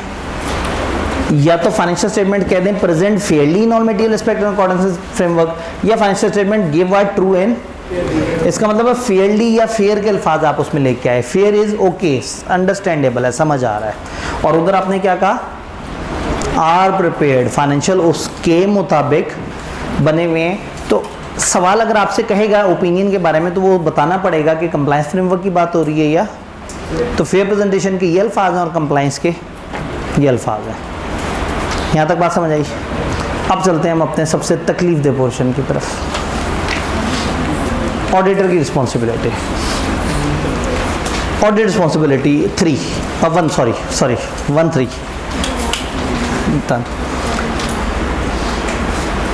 अब ऑडिटर ने अपनी जिम्मेदारी क्या बतानी है?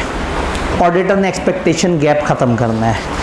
लोग ये समझते हैं कि ऑडिटर आ गया बस सारे फ्रॉडियों को उठा के जेल में डाल देगा, सारे फाइनेंशियल्स ठीक हो जाएंगे, अकाउंट्स 100% परफेक्ट होंगे और कंपनी में इन्वेस्ट करना बेहतरीन से बेहतरीन है। जबकि ऑडिटर तो रीज़नेबल एश्योरेंस दे रहा है।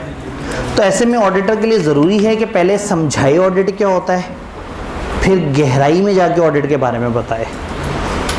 जब वो पहले बेसिकली समझाए कि ऑडिट क्या होता है, यूज़र बर्दाश्त कर लेगा, लेकिन जब वो गहराइयों में उतर जाएगा, वो नहीं होता आजकल सोशल मीडिया पे पोस्ट आ रही होती है कि अब 1.5 महीना रह गया, अब गहरे पानियों में उतरने की ज़रूरत है, अब सारे लोग अपने पेंडिंग लेक्चर्स को 2 की रफ्तार पे चलाना शुरू कर दें।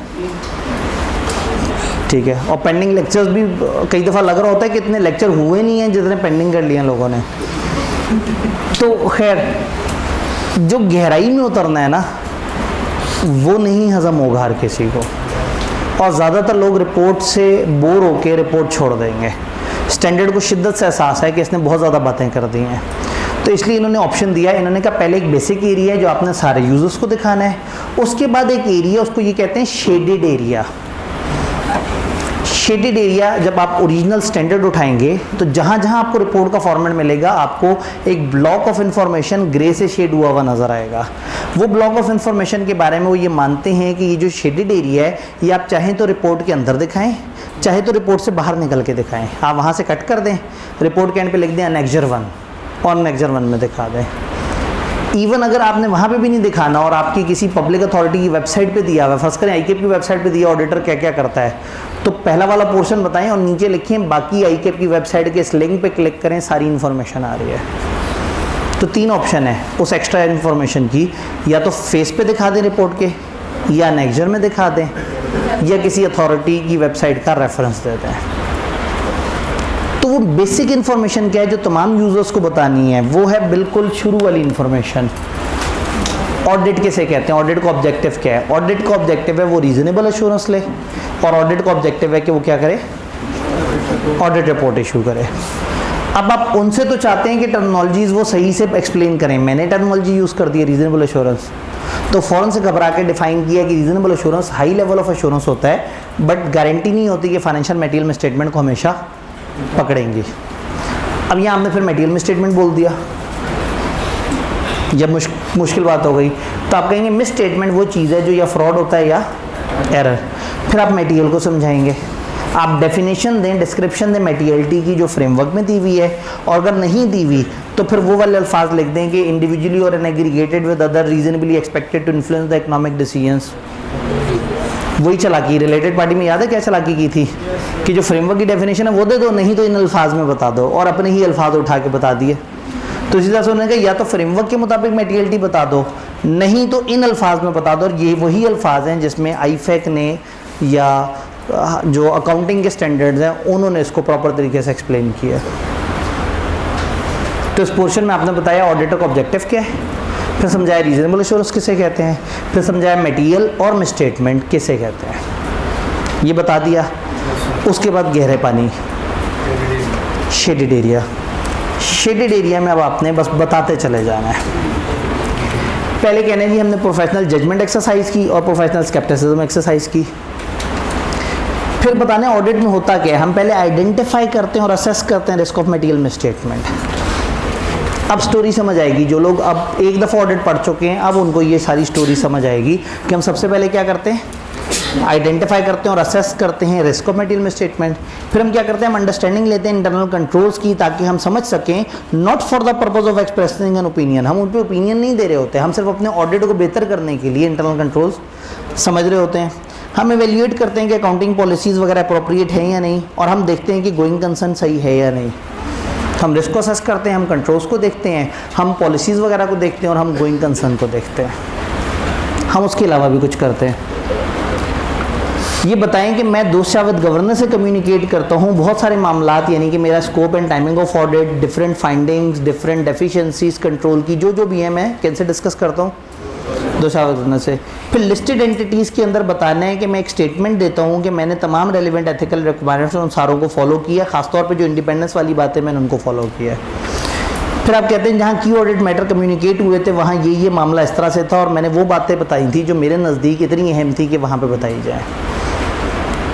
तो अगर आप गौर से देखें तो तकरीबन ये 3 तरह की बातें यहाँ, फिर यहाँ 4 तरह की इन्फॉर्मेशन, फिर प्रोफेशनल जजमेंट, प्रोफेशनल स्केप्टिसिज्म, तो ये सारी वो एक्स्ट्रा इन्फॉर्मेशन है जो आपने अलग से बतानी है। फिर स्टैंडर्ड बताता है कि जो शेडेड एरियाज़ की प्लेसमेंट क्या होगी, या तो बॉडी ऑफ ऑडिट रिपोर्ट पे होगी, या अपेंडिक्स होगा ऑडिट रिपोर्ट के एंड पे, या एक रेफरेंस दे देंगे लोकेशन ऑफ डिस्क्रिप्शन ऑफ एक वेबसाइट जो कि किसी अप्रोप्रिएट अथॉरिटी की होगी, वहाँ पे चीज़ें आ रही होंगे।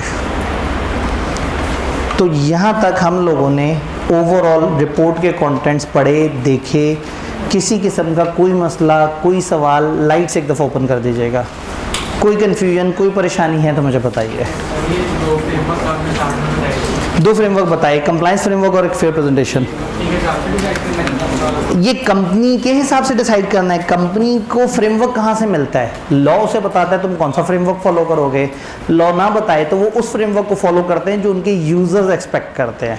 तो अगर यूजर्स को लॉ वाला फ्रेमवर्क पसंद है तो वो लॉ वाले फ्रेमवर्क को कर लेंगे, और यूजर कहें नहीं जी फ्लेक्सिबल सा हो, नॉर्मली हमें लॉ बता देता है।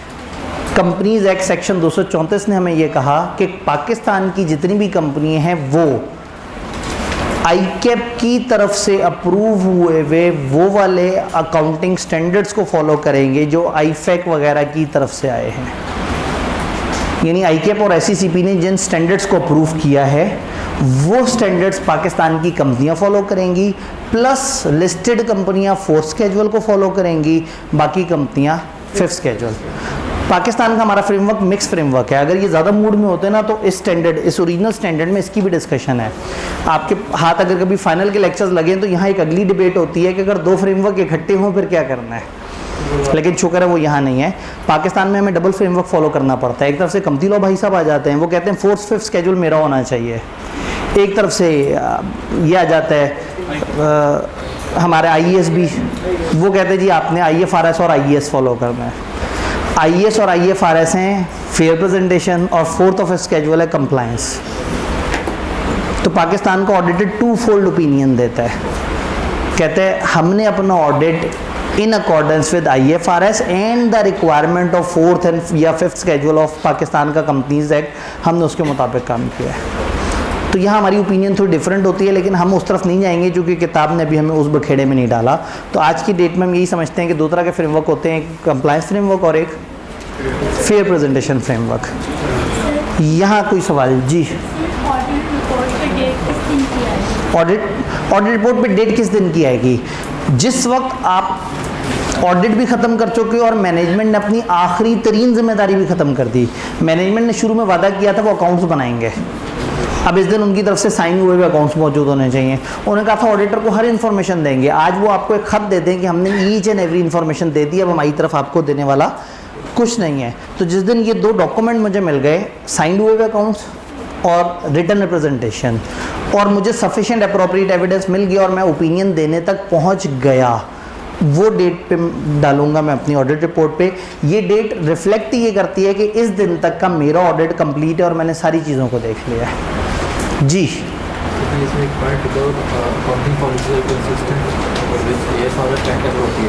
ठीक है। इन्होंने कहा जी एक जगह लिखा हुआ है कि अकाउंटिंग पॉलिसीज़ कंसिस्टेंट हैं और अप्रोप्रिएट भी हैं या नहीं है। एक तो ये है कि अकाउंटिंग पॉलिसी अप्रोप्रिएट है। मैं जिनको ऑडिट करने गया हूँ उन्होंने फॉलो किया है रिवैल्यूएशन मॉडल। क्या बनता था? हाँ जी, बनता था। इस तरह के इदारे को रिवैल्यूएशन मॉडल ही बनाना चाहिए, ठीक है, ये अप्रोप्रिएट है।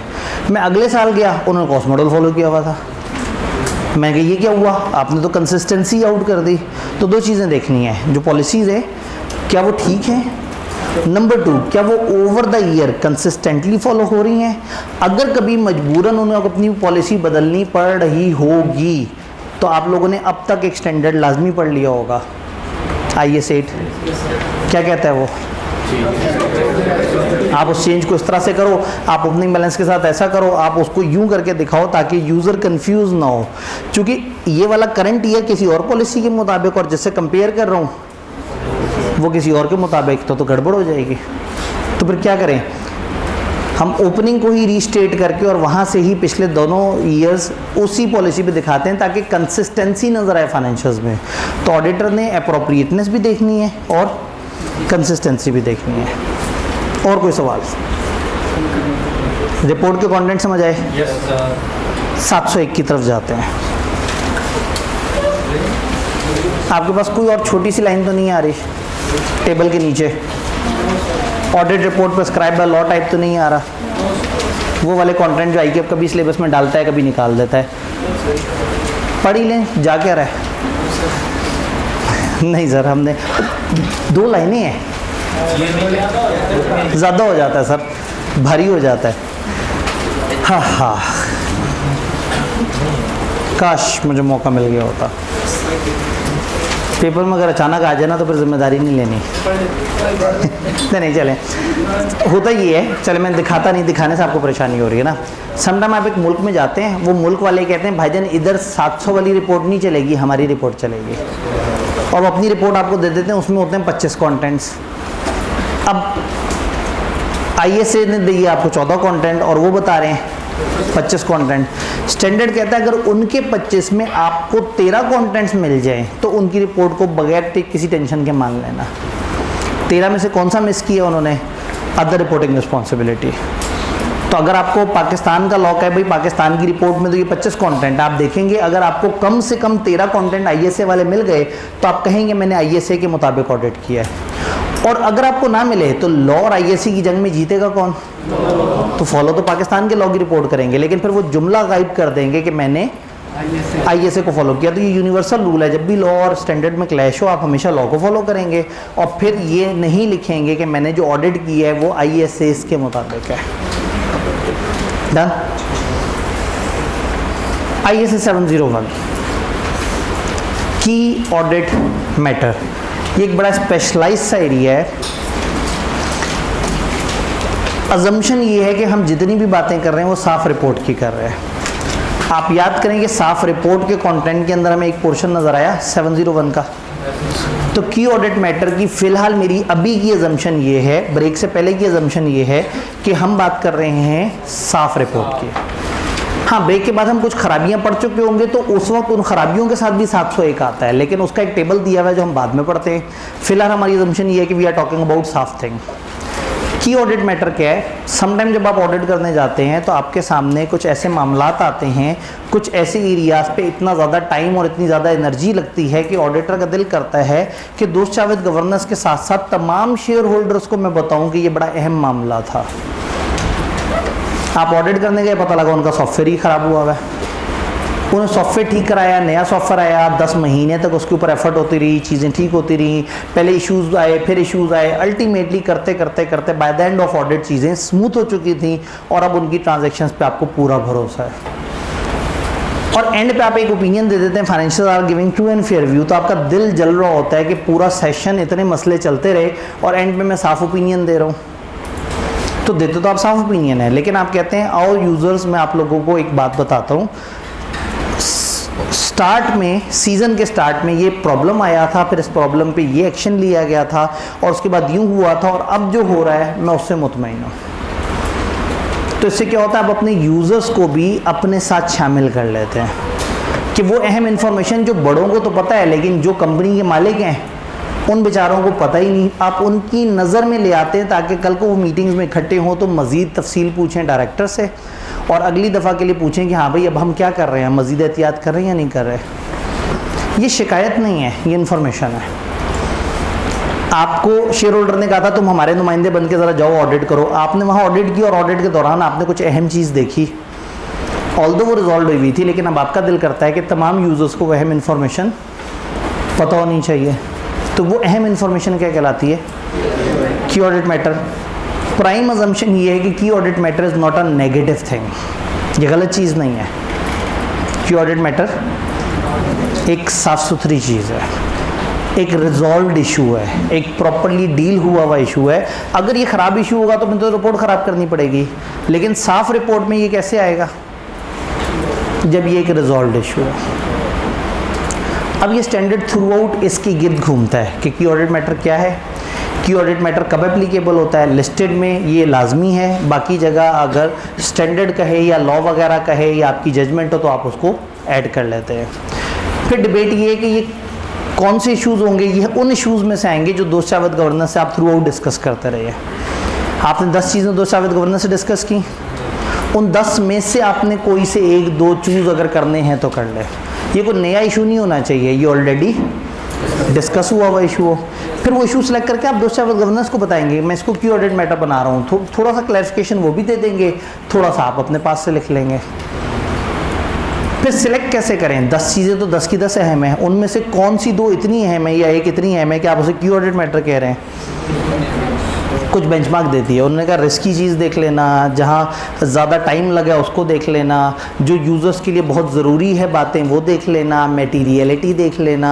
इन्होंने अपने तौर पे कुछ निशानियाँ बता दी। सिलेक्ट कर लिया। अब अकाउंट्स में आप कैसे दिखाएंगे?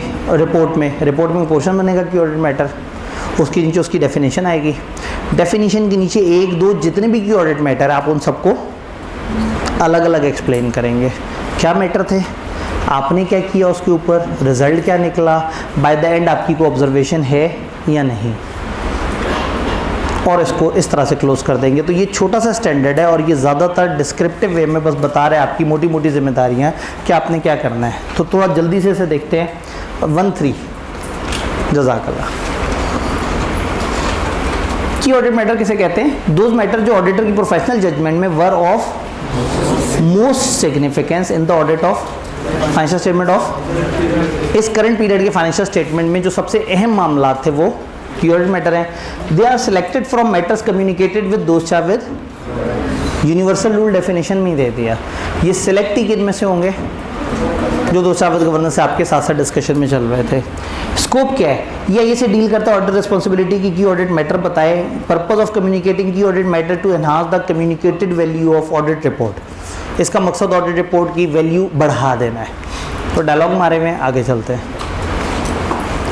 कहाँ पे एप्लीकेबल है? केम लिस्टेड एंटिटीज में आएगा और अदर देन लिस्टेड तब आएगा जब लॉ आपको कह देगा। एक तीसरी ऑप्शन भी होती है जब आपकी जजमेंट में आपको लगे तो आप वहाँ पे भी इसको ऐड कर सकते हैं। कैन कम्युनिकेट करने का मकसद है एडिशनल इन्फॉर्मेशन यूजर्स को दे दें ताकि उनको फाइनेंशियल्स की बातें थोड़ी और ज़्यादा बेहतर तरीके से समझ आए। डन। डिटरमाइन कैम कैसे करें? आप फ्रॉम द मैटर दोस्त विद गवर्नर से जो कम्युनिकेट हुए उसमें से कैम सेलेक्ट करेंगे। जब आप उसमें से कैम सेलेक्ट कर रहे हैं तो आपने कुछ चीज़ें ध्यान में क्या रखनी है? हायर असेस रिस्क वाले एरियाज़, जहाँ सिग्निफिकेंट जजमेंट मैनेजमेंट की थी, जहाँ बहुत ज़्यादा अनसर्टेनिटी वगैरह थी, वो एरिया। ऐसे एस्टीमेट जो बड़े टेक्निकल थे जहाँ उनको बहुत ध्यान करना पड़ा, जहाँ मुझे ध्यान करना पड़ा, या जिन चीज़ों का ड्यूरिंग पीरियड ट्रांजैक्शन या इवेंट्स पे सिग्निफिकेंट इम्पैक्ट है, मैं उनको कहता हूँ। तो स्टैंडर्ड ने पहला बेंचमार्क क्या कहा? रिस्की एरियाज़, हाई जजमेंट वाले एरियाज़ और जिनका इम्पैक्ट ज़्यादा था। ऑडिटर ने कहा अभी मज़ा नहीं आया, थोड़ा सा और भी समझाओ। उन्हें कहा अच्छा चलो सेकंड लेवल की बात करते हैं। आप उस मैटर की यूज़र्स की अंडरस्टैंडिंग से जो इम्पोर्टेंस है उसको देख लें, उसमें कितनी कम्प्लेक्सिटी, सब्जेक्टिविटी, जजमेंट्स इन्वॉल्व है उसे देख लें, उसकी नेचर और मटेरियलिटी किस नोयत की चीज़ है और कितनी क्वांटिफिकेशन है, ऑडिटर की कितनी एफर्ट लगी उस मैटर के ऊपर, कोई स्पेशलाइज स्किल वगैरह तो नहीं उसमें चाहिए थी, कंसल्टेशन कितनी ली गई, एक्सपर्ट कितने बुलाए गए, कोई बहुत ज़्यादा स्ट्रॉन्ग कंट्रोल डेफिशिएंसी थी या नहीं थी। तो उन्होंने कुछ और निशानियां बता दी।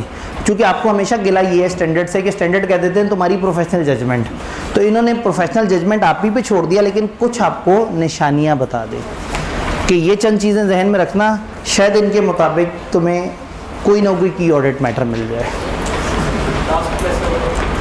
कंट्रोल डेफिशिएंसी अगर बड़ी सिग्निफिकेंट किस्म की थी, मैंने कहा इनका सॉफ्टवेयर ख़राब हो गया, जिनका सॉफ्टवेयर ही ख़राब हो गया हो,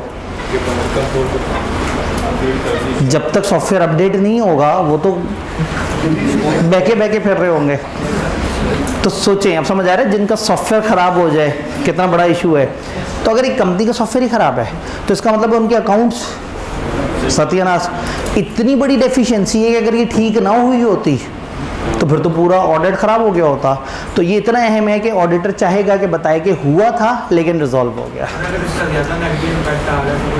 जी, अगर नेगेटिव इम्पैक्ट आ रहा है, अगर तो इशू अभी भी नेगेटिव रह गया है फिर तो रिपोर्ट ख़राब होगी। लेकिन अगर इशू रिजॉल्व हो गया है और इशू बताने से बदनामी ज़्यादा हो रही है, हमारी किताब पता नहीं क्यों भूल गई बताना हमें,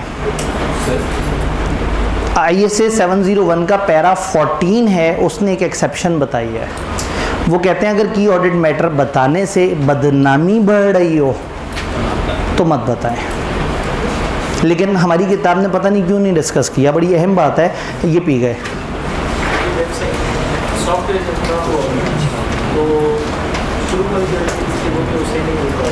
सॉफ्टवेयर ख़राब हुआ तो शुरू वाली एंट्रियाँ सही नहीं हुई थी, तो फिर सॉफ्टवेयर ठीक हुआ होगा तो फिर हमने एंट्रियाँ दोबारा करवाई होंगी, फिर उनको चेक किया होगा। बाय द एंड अगर मैं मुतमईन हूँ तो इसका मतलब है सब ओके है। लेकिन मैं चाहता हूँ कि मैं यूज़र्स को भी बताऊँ ताकि वो अगली दफ़ा डिविडेंड का जब शोर में चाह रहे हो तो उस वक्त पैसे थोड़े से होल्ड करें और सॉफ्टवेयर पे इन्वेस्टमेंट की जाए। ये बात समझ आई। अब कैम प्रेजेंट कैसे करना है, जितने भी मैटर्स हैं अप्रोप्रिएट हेडिंग देनी है और हर कैम का सेपरेट आपने वो करना है। एक सेपरेट सेक्शन है कैम का, उसके अंदर आपने हेडिंग देनी है हर की ऑडिट मैटर की, और हर की ऑडिट मैटर की हेडिंग के अंदर पहले तो आपने ओवरऑल बताना है कैम किसे कहते हैं। दो मैटर जो हमारी जजमेंट में इंपॉर्टेंट थे और जिनको हमने ऑडिट के अंदर देखा, डेफिनेशन दे दें इंट्रोडक्टरी पोर्शन में। फिर क्या करें, अगर कोई केम नहीं है तो आप कहते हैं we have nothing to communicate. लेकिन इसके अल्फाज अभी मैं आपको नहीं दिखाऊंगा क्योंकि उसके अंदर हमारे पास जब हम ख़राब रिपोर्ट देखते हैं तो उससे अल्फाज थोड़े से बदल जाते हैं। तो अगर कोई केम नहीं है तो आप केम का पोर्शन डालें, डेफिनेशन दें और नीचे लिखें भाईजान हमारे पास कोई केम नहीं है, और जहाँ केम है वहाँ केम की डिस्क्रिप्शन दें। फिर उसके बाद क्या करें, हर अलग अलग केम को बताएं, स्टेट करें क्यों आपने उसे कहा कि वो की ऑडिट मैटर है, बताएं उस मैटर को कैसे एड्रेस किया, प्रोसीजर क्या लगाए, आउटकम क्या आया और आपकी अभी भी क्या ऑब्जर्वेशन है उस मैटर को लेकर। क्लियर जी? क्वेश्चन की ऑडिट मैटर जो होते हैं वो हम गवर्नर से डिस्कस करके की ऑडिट मैटर हम हमेशा दोस्त शावत गवर्नर से डिस्कस करते हैं। इस सवाल का फ़ायदा उठाते मैं अगली स्लाइड दिखा दूँ, दोस्त शावत गवर्नर से डिस्कशन। अच्छा, सर जो हमारी रिपोर्ट होती है वो एड्रेस भी दोस्त चार्ज गवर्नर्स और शेयर होल्डर्स को करनी होती है। जो रिपोर्ट होती है वो हमने एड्रेस उसको करनी होती है जो रेलेवेंट हो, वो दोस्त शावत गवर्नर्स भी हो सकता है और ज़्यादातर वो शेयर होल्डर्स होते हैं। सर इसका अल्टीमेट फ़ायदा किसको होगा की ऑडिट? इसका फ़ायदा असल में किसको हो रहा है? शेयर होल्डर्स को, जो मौके पे मौजूद नहीं थे, कंपनी में पता नहीं क्या कुछ हो गया और एंड पे ऑडिटर ने रिपोर्ट क्या दी, सब साफ। तो उतना सारा जो प्रोसेस दिक्कत परेशानी से गुजरे वो बताने की भी तो ज़रूरत है। फर्ज करें फ़ौज एक हिडन ऑपरेशन शुरू करे, एक इलाके में दहशतगर्दी हो रही हो, वो वहाँ जाएं, ऑपरेशन करें, फ़ौज के कई बंदे मारे जाएं, सारा कुछ सही वो हो और एंड पे एक वज़ीर आज़म कह दे कि अल्हम्दुलिल्लाह हमारे KPK में तो मसला ही कोई नहीं है, कभी सेहत पे आने वालों के साथ कुछ बुरा हुआ ही नहीं।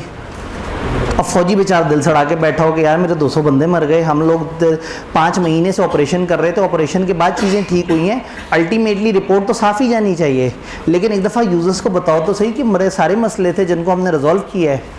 तो सम टाइम कंपनी के अंदर की कुछ अहम इंफॉर्मेशन होती है, वो आप चाहते हैं कि असल मालिकों तक पहुँचे, तो की ऑडिट मैटर ने ऑडिटर को पावर दे दी कि वो कुछ ऐसी बातें जो उसकी नज़र में इतनी अहम है कि सबको पता लगनी चाहिए, वो की ऑडिट मैटर में डाल सकता है। पुराने ज़माने का ऑडिटर ब्लैकमेल करता था ये कह के कि मैं रिपोर्ट ख़राब कर दूंगा, आज के ज़माने का ऑडिटर कहता है मैं की ऑडिट मैटर डाल दूंगा। अच्छा, वो भी बड़े सियाने हैं, कई दफ़ा वो कहते हैं पैसे ले लो की ऑडिट मैटर डाल दो, लिख दो कि मैं जब ऑडिट करने आया तो मैंने देखा एक नया सॉफ्टवेयर लगा हुआ था, पहले मैं हैरान हुआ, फिर मैं परेशान हुआ, फिर जब मैंने इसे देखा तो क्या सॉफ्टवेयर है साहब, एक एक चीज़ इतनी मुलायम तरीके से उसमें रिजॉल्व हो जाती है, हर चीज़ बड़ी परफेक्ट थी और मैं तो बड़ा खुश हूँ। मैं तो जहाँ ऑडिट करने जाऊँगा मैं सबसे कहूँगा कि दोस्त शावत गवर्नेंस हो तो ऐसे, तो हो सकता है वो उसको पैसे देंगे तो ये की ऑडिट मैटर में ज़रा थोड़ी हमारी तारीफ़ ही कर दो। तो की ऑडिट मैटर एक एक्स्ट्रा ऑप्शन दे देता है ऑडिटर को, इदारे को डराने की भी और इदारे के साथ बातचीत करने के लिए भी। जी सर ये बात डिस्कस नहीं की हो मैनेजमेंट से? कौन सी? ये जो आपने कहा मैनेजमेंट इस्तेमाल करने नहीं, बात ये है कि दोस्त शावत गवर्नर से डिस्कस हुई होगी तभी तो आप यहाँ पहुँचे होंगे। कौन कह रहा है आपको रिपोर्ट में डालने का? उससे पहले हम ये बता भाई दोस्त शावत, हमने की ऑडिट मैटर कहाँ से सिलेक्ट करने होते हैं? जो दोस्त शावत गवर्नर से डिस्कशन हुई, दोस्त शावत गवर्नर से 10 डिस्कशन हुई, उसमें ये मैटर नहीं था, लेकिन 11वीं डिस्कशन यही है कि आप ये वाली बात लिख दें तो हो गई डिस्कशन। जब वो कह रहे होंगे कि ये बात लिख दें तो वो कौन सा मैटर है जो उनके साथ डिस्कस हुआ है। वापस इधर आते हैं, नहीं तो हम बहक जाएंगे। क्वालिफाइड ओपिनियन पे भी कैम हालशुदा ही होगा? पता नहीं क्वालिफाइड ओपिनियन किसे कहते हैं, मैं तो अभी तक ऐसी कोई बात नहीं की। मैंने अजम्पशन ली थी कि हम इस वक्त साफ रिपोर्ट के अंदर साफ बातें कर रहे हैं, ब्रेक के बाद हम गंदी बातें कर सकते हैं, अभी तक हम साफ बात कर रहे हैं, तो मुझे नहीं पता क्वालिफाइड ओपिनियन के साथ इसका क्या ताल्लुक है। मैं क्वालिफाइड ओपिनियन बताऊंगा तो शायद वो ताल्लुक भी बता दूँ।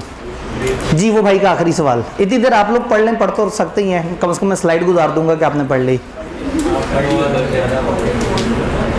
ऑडिट रिपोर्ट में जब की ऑडिट मैटर प्रेजेंट होता है, क्या पेपर में टेस्ट होता है? Yes, you can expect. CA final में उनका एक बड़ा पसंदीदा सवाल होता है कि वो आपको एक सिचुएशन दे देते हैं, कहते हैं ज़रा की ऑडिट मैटर ही बना दो। तो कैफ लेवल पे कभी भी मूड में आ सकते हैं, और एक आध दफ़ा मूड में आ भी गए थे। फिर कई दफ़ा इनके पेपर के स्कोप चेंज होते रहते हैं, तो पास पेपर्स भी हम आगे पीछे करते रहते हैं।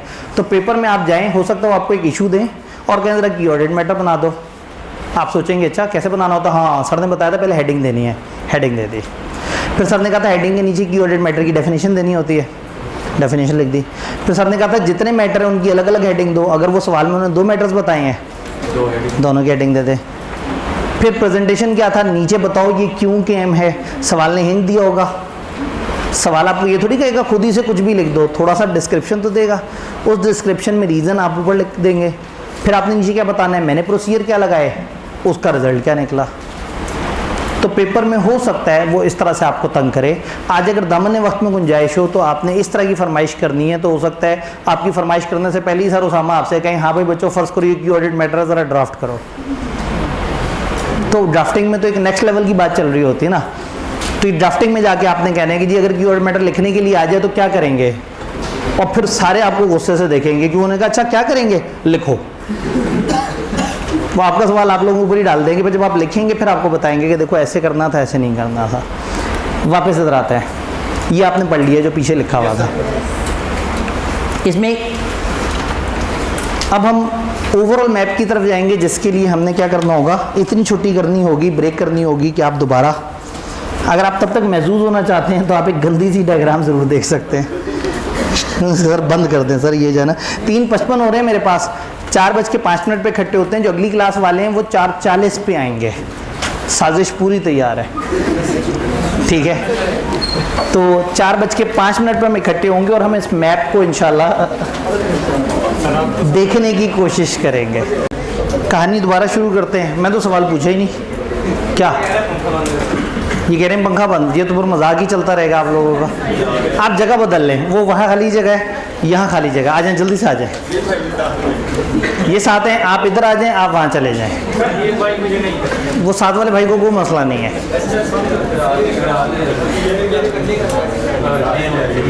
हसरत ही रही कि सीए के स्टूडेंट्स में ना कभी मैच्योरिटी नज़र आ जाए। ऐसा नहीं है कि मैं सिर्फ बच्चों को पढ़ाता हूँ, मैं फाइनल के एंड तक के भी लोगों को पढ़ाता हूँ, लेकिन बहरहाल बच्चे बच्चे होते हैं। बस ये आखिरी चंद खुशियाँ रह गई हैं हमारे पास, आगे तो आप लोगों ने फम में चले जाना है। हाँ जी भाई कुछ कहना चाहते हैं शायद। उन्होंने कहा अगर बाहर से थोड़ा सा कील ठोकने की आवाज़ आए तो आप लोगों ने परेशान नहीं होना। कोई बात नहीं, मैं इनके दिमाग में ऑलरेडी इतनी कीलें ठोक रहा हूँ। अब हम एक स्पेसिफिक एरिया पे आ गए हैं। हमारा इस वक्त का टारगेट है मॉडिफिकेशन। 3 अगर प्रेस कर दें, जज़ाकल्लाह। हमारा टारगेट है मॉडिफिकेशन। अभी तक अजम्पशन ये थी कि रिपोर्ट साफ़ है, अभी तक अजम्पशन ये थी कि हमें कोई मसला नहीं है, कोई परेशानी नहीं है, सब कुछ ओके है। साफ़ रिपोर्ट देने से पहले 2 कंसिडरेशन थी, मटेरियल में स्टेटमेंट कोई नहीं होनी चाहिए और किसी किस्म का स्कोप लिमिटेशन ना हो, कोई inability to obtain sufficient appropriate evidence ना हो। अब यहाँ पे हम थोड़ा सा एक ओवरऑल मैप देखने की कोशिश करते हैं। खैर ये मैप आपको छेड़ने के लिए सामने रखा हुआ है, मैं ज़रा इसका साफ़ सुथरा वर्जन निकाल लेता हूँ, आप परेशान ना हो जाए। ऐसे आपको नज़र ही नहीं आ रहा। अब तो नज़र ही नहीं आ रहा। देखा, तो जो लोगों को ज़िंदगी में आगे से आगे बढ़ना होता है, बेहतरी चाहिए होती है, तो वो इतनी अहम ऑप्शन छोड़ देते हैं। इतनी प्यारी लिखाई छोड़ के आपने क्या सेलेक्ट किया, खाली डब्बे। ठीक है जी। ऑडिट रिपोर्ट, ऑडिट रिपोर्ट 2 तरह की होती है। एक को हम कहते हैं मॉडिफाइड रिपोर्ट, मॉडिफाइड का मतलब जिसमें तब्दीली आ जाए, और एक को हम कहते हैं अनमॉडिफाइड रिपोर्ट। हमने क्या ख़ास पैटर्न है, उस ख़ास पैटर्न से बनी हुई रिपोर्ट। याद है ISA 700 ने हमें 14 कंटेंट बताए, तरतीब बताई, कंटेंट बताए। अगर आप वही रिपोर्ट वही कंटेंट उसी तरतीब के साथ दे रहे हैं तो ये क्या कहलाएगी, अनमॉडिफाइड रिपोर्ट। अनमॉडिफाइड रिपोर्ट को डील करने वाले स्टैंडर्ड का नाम है ISA 700। ये अनमॉडिफाइड रिपोर्ट को डील करता है। तो जो अनमॉडिफाइड नहीं होगी वो क्या होगी, वो मॉडिफाइड होगी। यानी जो ख़राब हो गई, जिसमें कुछ मॉडिफिकेशन आ गई, जिसमें कुछ तब्दीली आ गई, जिसमें कोई बेसिक पैटर्न से हट गए। अब फ़र्ज़ करें बेसिक पैटर्न में आप ओपिनियन के अंदर कोई चेंज कर दें या कोई नई चीज़ ऐड कर दें और रिपोर्ट में कुछ और एक्सप्लेन करना शुरू कर दें जो 14 कंटेंट्स ने नहीं बताया था, तो इनमें से किसी भी हरकत को मॉडिफिकेशन कहेंगे। रिपोर्ट मॉडिफाई कर देंगे तो एक अलग स्टैंडर्ड डील करता है, और अगर रिपोर्ट में कुछ एक्स्ट्रा ऐड कर देंगे, हाईलाइट कर देंगे, तो वो एक अलग स्टैंडर्ड डील करता है।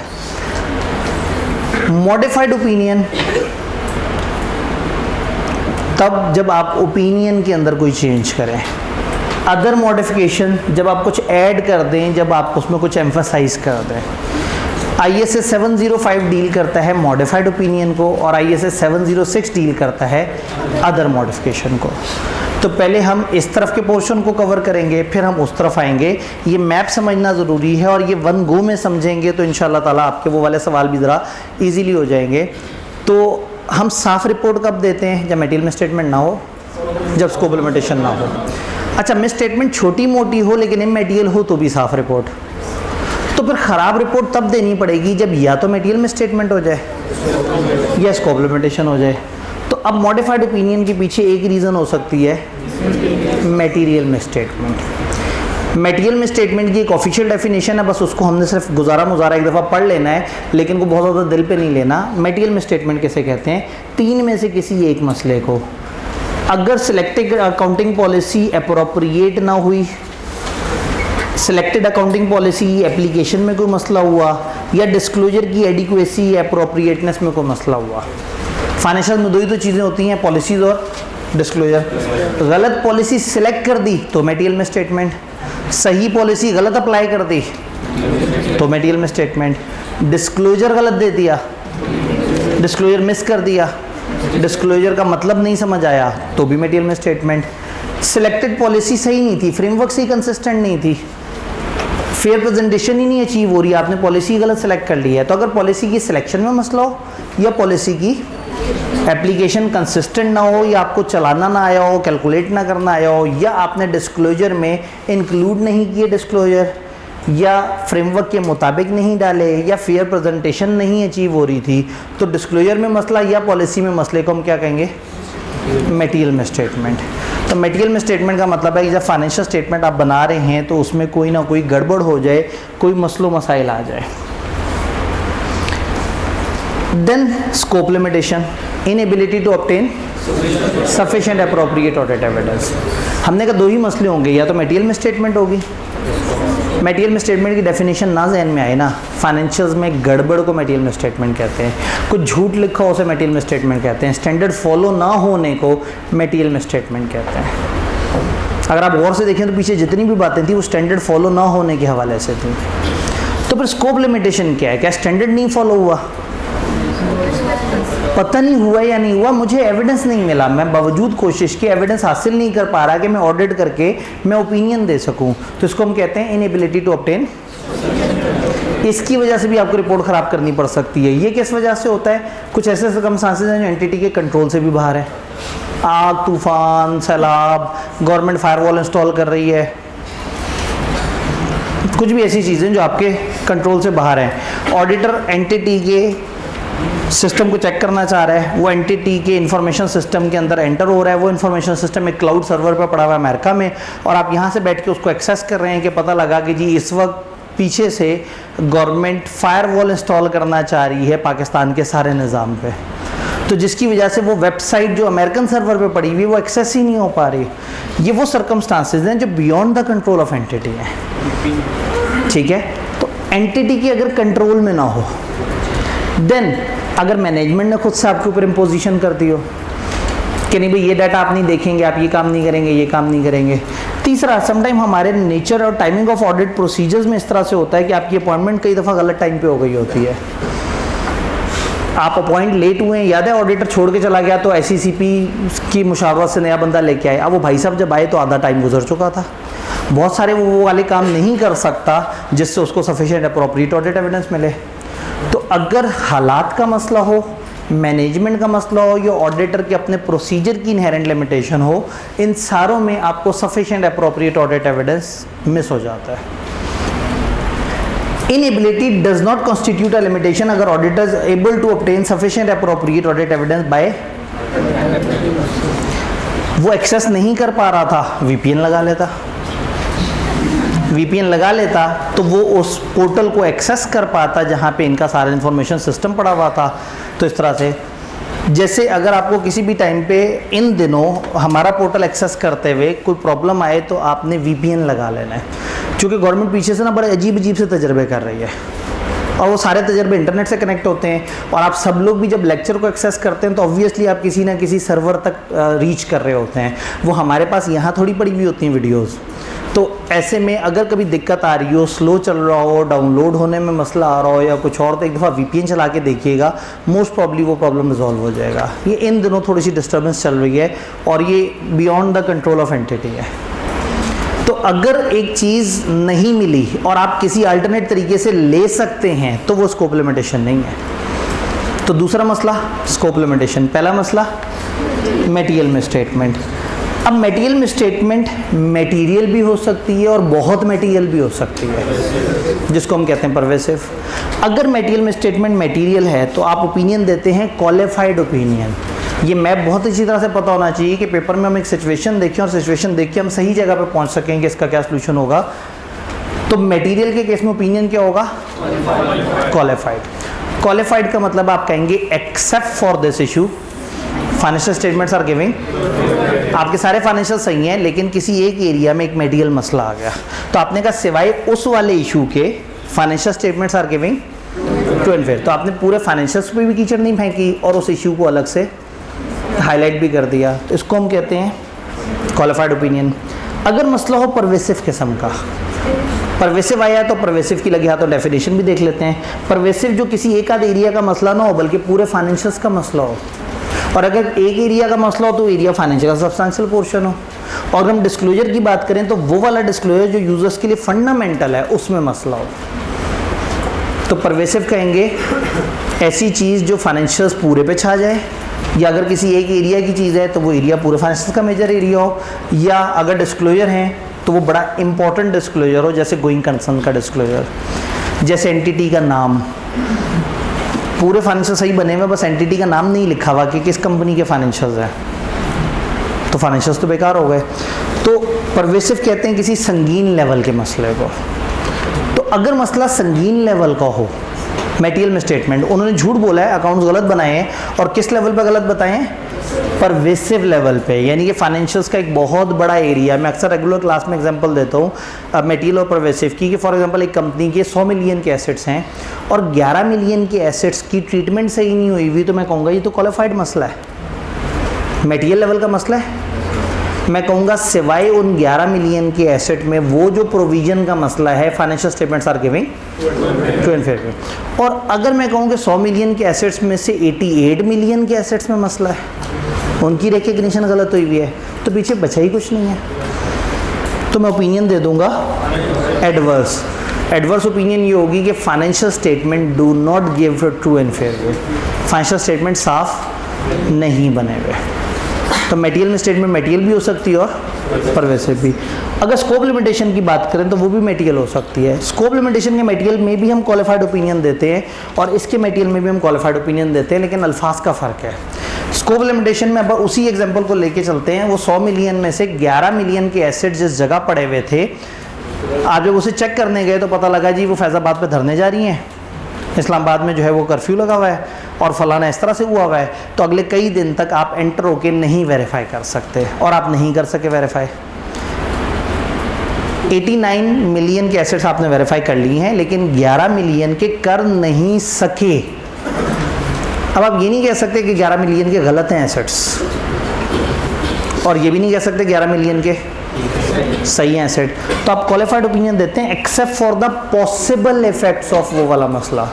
आप कहते हैं सिवाय इस मुमकिन इशू के जो उन 11 मिलियन के एसेट में हो सकता है, फाइनेंशियल स्टेटमेंट्स आर गिविंग। दोनों में फ़र्क है। यहाँ आपको प्रॉब्लम नज़र आ गया है मटेरियल लेवल का, वहाँ मटेरियल लेवल का एविडेंस तक नहीं पहुँच पा रहे। मिलेगा तो हो सकता प्रॉब्लम ना हो उसमें, तो मैं उसे सही भी नहीं कह सकता, गलत भी नहीं कह सकता। लेकिन अगर यहाँ परवेसिव लेवल का मसला आ गया, आप याद करें 210 ने कहा था कि अगर आप एक ऑडिट एक्सेप्ट करें और वहाँ इतनी बड़ी स्कोप लिमिटेशन हो कि ऑडिट ही ना हो सके तो क्या करें, विड्रॉ कर लें। तो पहली कोशिश करें कि आप विड्रॉ करें, लेकिन अगर बात बहुत आगे तक जा चुकी है, विड्रॉ करना पॉसिबल नहीं है, लॉ ने आपको रोक दिया या प्रैक्टिकेबल नहीं है, बहुत ज़्यादा ऑडिट गुजर गया, तो मजबूरन दे दें डिस्क्लेमर ऑफ ओपिनियन। अब वही वाली बात है कि फाइनेंशियल स्टेटमेंट्स का हम ऑडिट करने चले थे और 88 मिलियन के जो फाइनेंशियल स्टेटमेंट्स थे उनका जो ओनरशिप डॉक्यूमेंट है वो मुल्क से बाहर है, और मुल्क से बाहर आपको इजाज़त नहीं है जाने की, या मुल्क से बाहर वाला आपके ख़त का जवाब नहीं दे रहा। जब तक वो जवाब नहीं देगा हमें इस 88 मिलियन आउट ऑफ 100 मिलियन की ओनरशिप पे कंफर्म नहीं होगा। तो एक ऐसा इदारा जिसके 100 मिलियन के एसेट्स में से 88 मिलियन इसके हैं या नहीं, अभी तक ये भी मशकूक है। क्या ओपिनियन दूँ? क्या ये कह दूँ कि झूठे लोग हैं?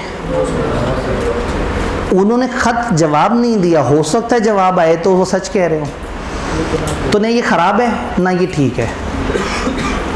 तो फिर कह दूँ एक्सेप्ट फॉर बस वो 88 मिलियन के assets financial statements are giving, ये भी नहीं कर सकते, डिस्क्लेमर देना पड़ जाता है। We do not form any opinion. भाईजान हमको ओपिनियन देने से ही कासिर हैं, हालात वाक़यात इतने ख़राब हो गए हैं कि हम किसी ओपिनियन तक नहीं पहुँच पा रहे, तो ऐसे में हम डिस्क्लेमर देते हैं। किताब से पूछे तो यहाँ थोड़ी सी डिस्कशन उन्होंने स्कोप लिमिटेशन पे की है। अगर स्कोप लिमिटेशन हो तो मैनेजमेंट ऑडिटर को चाहिए कि मैनेजमेंट से कहे कि भाई ये लिमिटेशन ख़त्म कर दो। अगर मैनेजमेंट रिफ्यूज़ कर दे ख़त्म करना तो दोस्त चावत गवर्नेंस को शिकायत लगाएं और अल्टरनेट प्रोसीजर्स लगाएं। अगर ऑडिटर स्टिल उनसे शिकायत करने या अल्टरनेट प्रोसीजर के बाद भी एविडेंस हासिल नहीं कर पा रहा और इफेक्ट परवेसिव है तो कोशिश करें कि पहले विड्रॉ कर लें अगर प्रैक्टिकेबल और पॉसिबल हो। लेकिन समटाइम पॉसिबल नहीं होता, लॉ आपको रोक देता है। एससीसीपी ने आपको अपॉइंट किया है, आप कहते हैं मैंने ऑडिट छोड़ना, वो कहता है भाई इतनी मुश्किल से तो एक ऑडिटर हाथ आया, मत छोड़ो, डिस्क्लेमर दे देना, कोई बात नहीं। तो अगर पॉसिबल नहीं है तो डिस्क्लेमर देना पड़ेगा। प्रैक्टिकेबल समटाइम पॉसिबल तो होता है विड्रॉ करना, लेकिन आप इतना आगे तक जा चुके हैं कि इस वक्त ऑडिट से विड्रॉ करना या अनविलिंग होने से कोई ख़ास फ़ायदा नहीं होगा। बिल्कुल ऑडिट के एंड के ऊपर पहुंचे थे, एंड पे जाके एक अहम एविडेंस मिस हो गया, तो इस वक्त विड्रॉ करने से आपको कोई सियासी फ़ायदा नहीं होगा, तो इस वक्त डिस्क्लेमर ही दे दें। तो डिस्क्लेमर हमारी सबसे आखिरी चॉइस है, क्योंकि ऑडिटर ऑडिट करने के पैसे लेता है, और ऑडिट किस लिए किया जाता है?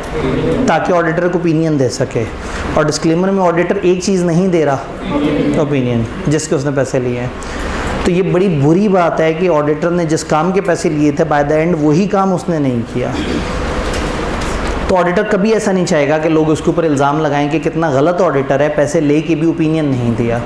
तो अगर कभी इतनी संगीन सिचुएशन होगी तो पहले वो कोशिश करेगा विड्रॉ करने की, लेकिन अगर विड्रॉ करना प्रैक्टिकेबल एंड पॉसिबल ना हुआ, पॉसिबिलिटी का ताल्लुक लीगल पॉसिबिलिटी से है, प्रैक्टिकेबिलिटी का ताल्लुक नॉर्मली स्टेज ऑफ कंप्लीशन से होता है कि उस वक्त जब बहुत ही आगे चली गई तो उस वक्त विड्रॉ करने से भी कोई ख़ास फ़ायदा नहीं होगा। अगर ये दोनों के दोनों पॉसिबल नहीं है तो फिर मजबूरन क्या करें? डिस्क्लेमर दे दें। अब आपने अपनी रिपोर्ट में जो चेंजेस लेके आए वो ये सारी चेंजेस हैं। ये ओवरऑल मैप आपकी मॉडिफाइड रिपोर्ट मॉडिफाइड ओपिनियन की वजह से, या मटेरियल में स्टेटमेंट था या इनेबिलिटी थी। मटेरियल हो तो ये ओपिनियन था, परवेसिव है तो ये ओपिनियन, ये मटेरियल था तो ये ओपिनियन, और परवेसिव था तो ये ओपिनियन। अब स्टैंडर्ड बताएगा कि हमारी रिपोर्ट पे क्या क्या फ़र्क पड़ेगा। सबसे पहला फ़र्क पड़ेगा हमारे ओपिनियन। अभी 700 की रिपोर्ट पड़ी थी, उसकी रिपोर्ट में हमारा ओपिनियन बदल जाएगा। ओपिनियन की हेडिंग हो जाएगी क्वालिफाइड, डिस्क्लेमर, फलाना फलाना, और अल्फाज क्या होंगे क्वालिफाइड ओपिनियन के? एक्सेप्ट फॉर द इफेक्ट या except for the possible effect of matter described in basis for opinion. नीचे वही दो पैरा हैं जो हमने पीछे पढ़े हुए हैं ओपिनियन के। एडवर्स में आप कहेंगे because of significance of matter described in basis for adverse opinion financial statement do not present fairly या have not been prepared. Negative words हो गए, पीछे वाले पॉजिटिव थे, हैव बीन प्रिपेयर्ड या giving true and fair view, negative हो जाएगा। Disclaimer के अल्फाज नहीं है, आप कहेंगे हम कोई ओपिनियन नहीं दे रहे, सिग्निफिकेंस ऑफ मैटर की वजह से हम एविडेंस हासिल कर ही नहीं सके, हालांकि हम तो ऑडिट करने आए थे। तो आप बताते मैंने ओपिनियन नहीं दिया क्योंकि मुझे सफिशिएंट अप्रोप्रिएट ऑडिट एविडेंस नहीं मिला, हालांकि मैं तो ऑडिट करने आया था। ये स्टैंडर्ड की तरतीब है, लेकिन अगर इसको समझना हो तो उसको हम रिवर्स पढ़ सकते हैं। मैं तो ऑडिट करने आया था, मैं सफिशिएंट अप्रोप्रिएट ऑडिट एविडेंस तक नहीं पहुंच सका, इसलिए मैं कोई ओपिनियन नहीं दे रहा। तो पहला फ़र्क आ गया ओपिनियन के अंदर। अगला फ़र्क आएगा बेसिस फॉर ओपिनियन, उसके अल्फाज भी बदल जाएंगे, वो बन जाएगा basis for qualified, basis for adverse या बेसिस फॉर फिर उसके अंदर डिस्क्रिप्शन आएगी उस मैटर की कि मामला क्या है, मैं रिपोर्ट क्यों ख़राब कर रहा हूँ जी, इन्वेंट्री का मसला था जी, IS2 का मसला था, IS 37 का मसला था। आप उसकी डिस्क्रिप्शन देंगे, क्वांटिफिकेशन देंगे। अगर आप रुपए पैसे बता सकते हैं ना कि कितने रुपए का मसला है तो वो भी बताएंगे। नहीं बता सकते तो कहें भाई मुझे भी क्वांटिफिकेशन नहीं पता लेकिन मसला बड़ा संगीन नौइयत का है। अगर डिस्क्लोजर का मसला है तो आप वो डिस्क्लोजर डिस्कस करेंगे और बताएंगे कि कौन सा डिस्क्लोजर उन्होंने ओमिट किया है। वो डिस्क्लोजर आप खुद देंगे, लेकिन आपको पहले मैनेजमेंट से पूछना पड़ेगा कि वो डिस्क्लोजर मुझे दो, चूँकि डिस्क्लोजर बनाना उनकी ज़िम्मेदारी है, मेरी ज़िम्मेदारी नहीं है। तो मैं उनसे डिस्क्लोजर लेके उसमें डाल दूंगा। और अगर डिस्क्लोजर बहुत लंबा चौड़ा हुआ तो मैं रिपोर्ट में नहीं डालूंगा, मैं बता दूंगा कि फ़लाना स्टैंडर्ड का वो वाला बहुत बड़े वाला डिस्क्लोजर इन्होंने मिस कर दिया है। अगर एडवर्स ओपिनियन या डिस्क्लेमर ऑफ ओपिनियन हो और उसी फाइनेंशियल्स में एक बड़े लेवल का मसला और भी हो, मुझे एक मसला नज़र आया 88 मिलियन का जिसकी वजह से मुझे डिस्क्लेमर देना है, लेकिन मुझे एक और 11 मिलियन का मसला नज़र आया जिसकी भी वजह से मैं क्वालिफाइड ओपिनियन देता, तो कौन सी ओपिनियन दें? बड़ी वाली। डिस्क्लेमर या एडवर्स बड़ी वाली ओपिनियन है और क्वालिफाइड, तो ओपिनियन तो दें बड़ी वाली, लेकिन छोटे इशू को पी नहीं जाना। बेसिस फॉर मॉडिफिकेशन में उस अकेले इशू का भी जिक्र करना है जो अपने अंदर इस काबिल था कि अगर आप डिस्क्लेमर ना भी देते तो भी आपने रिपोर्ट साफ तो नहीं देनी थी। तो ये कहते हैं कि even in case of adverse opinion या disclaimer opinion, auditor shall describe the reason for any other matter that would have required a modification to the opinion. कोई और मैटर जो ओपिनियन की मॉडिफिकेशन रिक्वायर कर सकता था, आप उसका भी जिक्र करते हैं। क्या 705 की सारी कहानी समझ आ रही है? अब आपने रिस्पॉन्सिबिलिटी में क्या चेंज करना है। क्वालिफाइड या एडवर्स ओपिनियन में जो ऑडिटर रिस्पॉन्सिबिलिटी है उसके अंदर थोड़े से अल्फाज बदलने हैं। आपने कहना है कि auditor believe audit evidence auditor has obtain is sufficient appropriate to provide a basis for auditors. क्योंकि पहले आप क्या कहते थे, हमने इतना सफिशिएंट अप्रोप्रिएट एविडेंस हासिल किया है कि हम साफ ओपिनियन दे सकें। अब आप कहेंगे हमने इतना सफिशिएंट अप्रोप्रिएट ऑडिट एविडेंस हासिल किया है कि हम ख़राब ओपिनियन दे सकें। अगर की ऑडिट मैटर हो और डिस्क्लेमर भी मौजूद हो तो क्या होगा? स्टैंडर्ड ने कहा कि आप दोनों इकट्ठे नहीं दे सकते, डिस्क्लेमर आ जाएगा, की ऑडिट मैटर खाया जाएगा। की ऑडिट मैटर और डिस्क्लेमर साथ साथ नहीं चल सकते। यहाँ लगे हाथों थोड़ी सी कनेक्टेड डिस्कशन भी कर लें। अगर रिपोर्ट ऑलरेडी ख़राब है और हम की ऑडिट मैटर भी देना चाह रहे हैं, अगर रिपोर्ट ऑलरेडी ख़राब है और हम की ऑडिट मैटर भी देना चाह रहे हैं, की ऑडिट मैटर तो साफ रिपोर्ट में नहीं आता था। की ऑडिट मैटर साफ इशू होता है बट साफ रिपोर्ट में भी आ सकता है, ख़राब रिपोर्ट में भी। अभी तक हमने अजम्पशन क्या ली थी? रिपोर्ट साफ है। अब अगर रिपोर्ट ख़राब हो और की ऑडिट मैटर भी डालना है तो की ऑडिट मैटर अपने अंदर भी तो एक अहम मैटर है। अब फ़र्ज़ करें आपका की ऑडिट मैटर इस दफ़ा कोई ना बन रहा हो और रिपोर्ट पे एडवर्स ओपिनियन डला हुआ हो, और की ऑडिट मैटर में आप पता है क्या लिख रहे हो? There is no important matter to discuss with you, और थोड़ा सा ही पीछे आपने कहा हो कि बकवास बने हुए फाइनेंशियल्स, तो अजीब सा हो जाएगा। तो आप कहेंगे सिवाय उस एडवर्स ओपिनियन के हमारे पास कोई की ऑडिट मैटर नहीं है। यानी अब आप इशारा दे देंगे कि हमारे पास तो नहीं है लेकिन एक बड़े वाले अंकल किसी और जगह पे मौजूद है। तो अगर आपकी रिपोर्ट ऑलरेडी ख़राब हुई हो किसी वजह से और आपका की ऑडिट मैटर का पैराग्राफ है तो आपने बड़ा एहतियात करना है। की ऑडिट मैटर नहीं है तो कहना है उसके अलावा कोई इशू नहीं है। अगर की ऑडिट मैटर भी हो तो उसके अल्फाज लिखते हुए इतनी एहतियात करनी है कि कहीं यूज़र कंफ्यूज ना कर दे उसको उस ख़राब ओपिनियन के साथ। उधर आपने एडवर्स ओपिनियन दी और इधर एक मैटर को इतनी डिटेल से बताया, इतनी डिटेल से बताया कि यूज़र समझेगा कि शायद ऑडिटर को गुस्सा ही था तो एडवर्स ओपिनियन दिया, वरना तो उसको बहुत डिटेल से चीज़ें पता लग रही थी। तो डिस्क्लेमर में तो उन्होंने इजाज़त ही नहीं दी। आप एक तरफ कह रहे हैं कि मुझे कुछ नहीं पता लगा और एक तरफ आप कह रहे हैं मुझे बहुत कुछ पता है।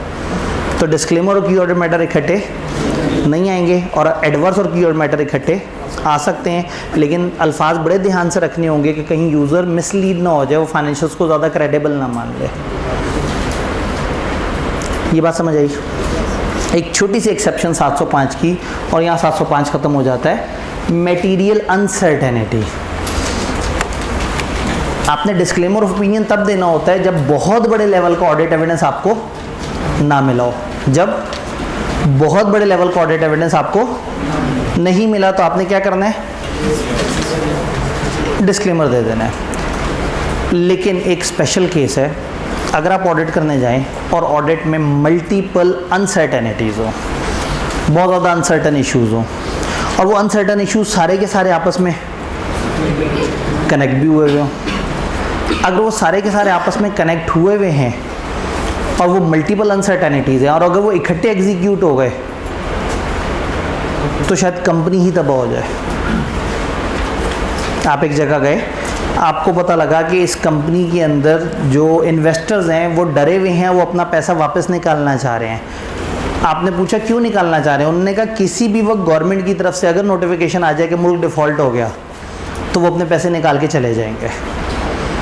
आपने कैसे कितने इन्वेस्टर हैं, उन्होंने कहा 12 में से 11। उनके पास कितनी इन्वेस्टमेंट है, 98.6%।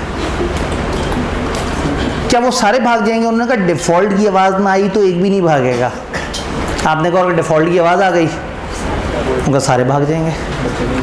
तो ये मल्टीपल अनसर्टेनिटी है, लेकिन ये आपस में कनेक्टेड है। अगर एक अनसर्टेनिटी एक भी भाग गया सारे भाग जाएंगे, और अगर एक भी टिक गया कि सब सही है, तो ऐसे में आप अगर साफ ओपिनियन दें एवरीथिंग ओके और 2 दिन बाद कंपनी बंद हुई हुई हो तो लोग कहेंगे ऑडिटर को समझ ही नहीं आया कि गोइंग कंसर्न तब हो रही थी। और अगर आप इस वक्त कहें इस कंपनी की गोइंग कंसर्न आउट हो रही है तो ये भी खतरनाक है। क्या वो भाग गए? पता नहीं डिफ़ॉल्ट होता है या नहीं होता मुल्क। तो अगर आप खुद ही से कहते हैं कि ये लोग भागने वाले हैं तो कहेंगे इतना तो हमें यकीन नहीं है अपने भागने पे जितना हमारे ऑडिटर को यकीन है। तो ऑडिटर फंस गया। वो ये भी नहीं कह सकता गोइंग कंसर्न आउट है, वो ये भी नहीं कह सकता फाइनेंशियल सही बने हुए हैं। स्टैंडर्ड ने उसे इजाज़त दी है भाई तुम डिस्क्लेम कर दो, तुमको मैं कोई ओपिनियन नहीं दे सकता, मामला बहुत ख़तरनाक होते जा रहे हैं। वो नहीं होता कई दफ़ा किसी बंदे से प्रेस कॉन्फ्रेंस में एक ख़तरनाक सा सवाल पूछ लेते हैं, वो उसका नेगेटिव जवाब भी नहीं देना चाहता और पॉजिटिव देने पे उसका दिल मानता नहीं है। तो वो कहते हैं जी आपका सवाल बड़ा अहम है, आगे चलते हैं, ठीक है। या इस वक्त करंटली मेरे पास इतना डाटा नहीं है कि मैं इसके बारे में कोई बेहतर सी राय दे सकूं, तो आप जान छुड़ाते हैं। तो ये वही जान छुड़ाना है। इन एक्सट्रीमली रेयर सर्कमस्टांसेस अगर मल्टीपल अनसर्टेनिटीज़ हो और ऑडिटर कंक्लूड करे कि ये पॉसिबल नहीं है कि ओपिनियन बनाए, क्योंकि interaction of uncertainties, potential interaction of uncertainties इतना ज़्यादा है और उनका टोटल जो इम्पैक्ट है वो इतना बड़ा है कि ऑडिटर घबरा जाता है। फिर वो क्या करता है, डिस्क्लेमर ऑफ ओपिनियन दे देता है। बात क्लियर है? तो हमने रेगुलर क्लास में इसकी एग्जांपल देखी थी कि एक रेस्टोरेंट से जो है वो एक बंदे ने केस किया हुआ है कि जिस रेस्टोरेंट से खाना खा के मेरे रिश्तेदार को फूड पॉइजनिंग हो गई फलाना तारीख को। एंड उसी तारीख का एक और केस भी है। पता लगा एक ऐसी तारीख है जिस पे 37 केस आए हुए हैं और सब के सब ये कहते हैं कि खाना सब स्टैंडर्ड था। अगर उस दिन ये एक भी केस हार गए ना खाने ख़राब क्वालिटी का, तो सारे केस हार जाएंगे, और सारे केस हार गए तो इदारा ख़त्म हो जाएगा। तो मल्टीपल अनसर्टेनिटीज़ हैं, आपस में कनेक्शन स्ट्रॉन्ग है, लेकिन अभी आप जीते या हारे नहीं है। तो मल्टीपल अनसर्टेनिटी का मतलब है कि ऐसी चीज़ जो अभी कंफर्म नहीं है, हो गई तो तबाही फेर देगी, नहीं हुई तो सब कुछ सही है। तो ऑडिटर डर के मारे क्या कर सकता है, डिस्क्लेमर दे दे। क्या ये मैप पूरा समझ आया? समझ आ ही नहीं सकता, पूरा तो अभी हुआ ही नहीं। अभी तो वो कुछ खाने रहते हैं। कहाँ के खाने रहते हैं?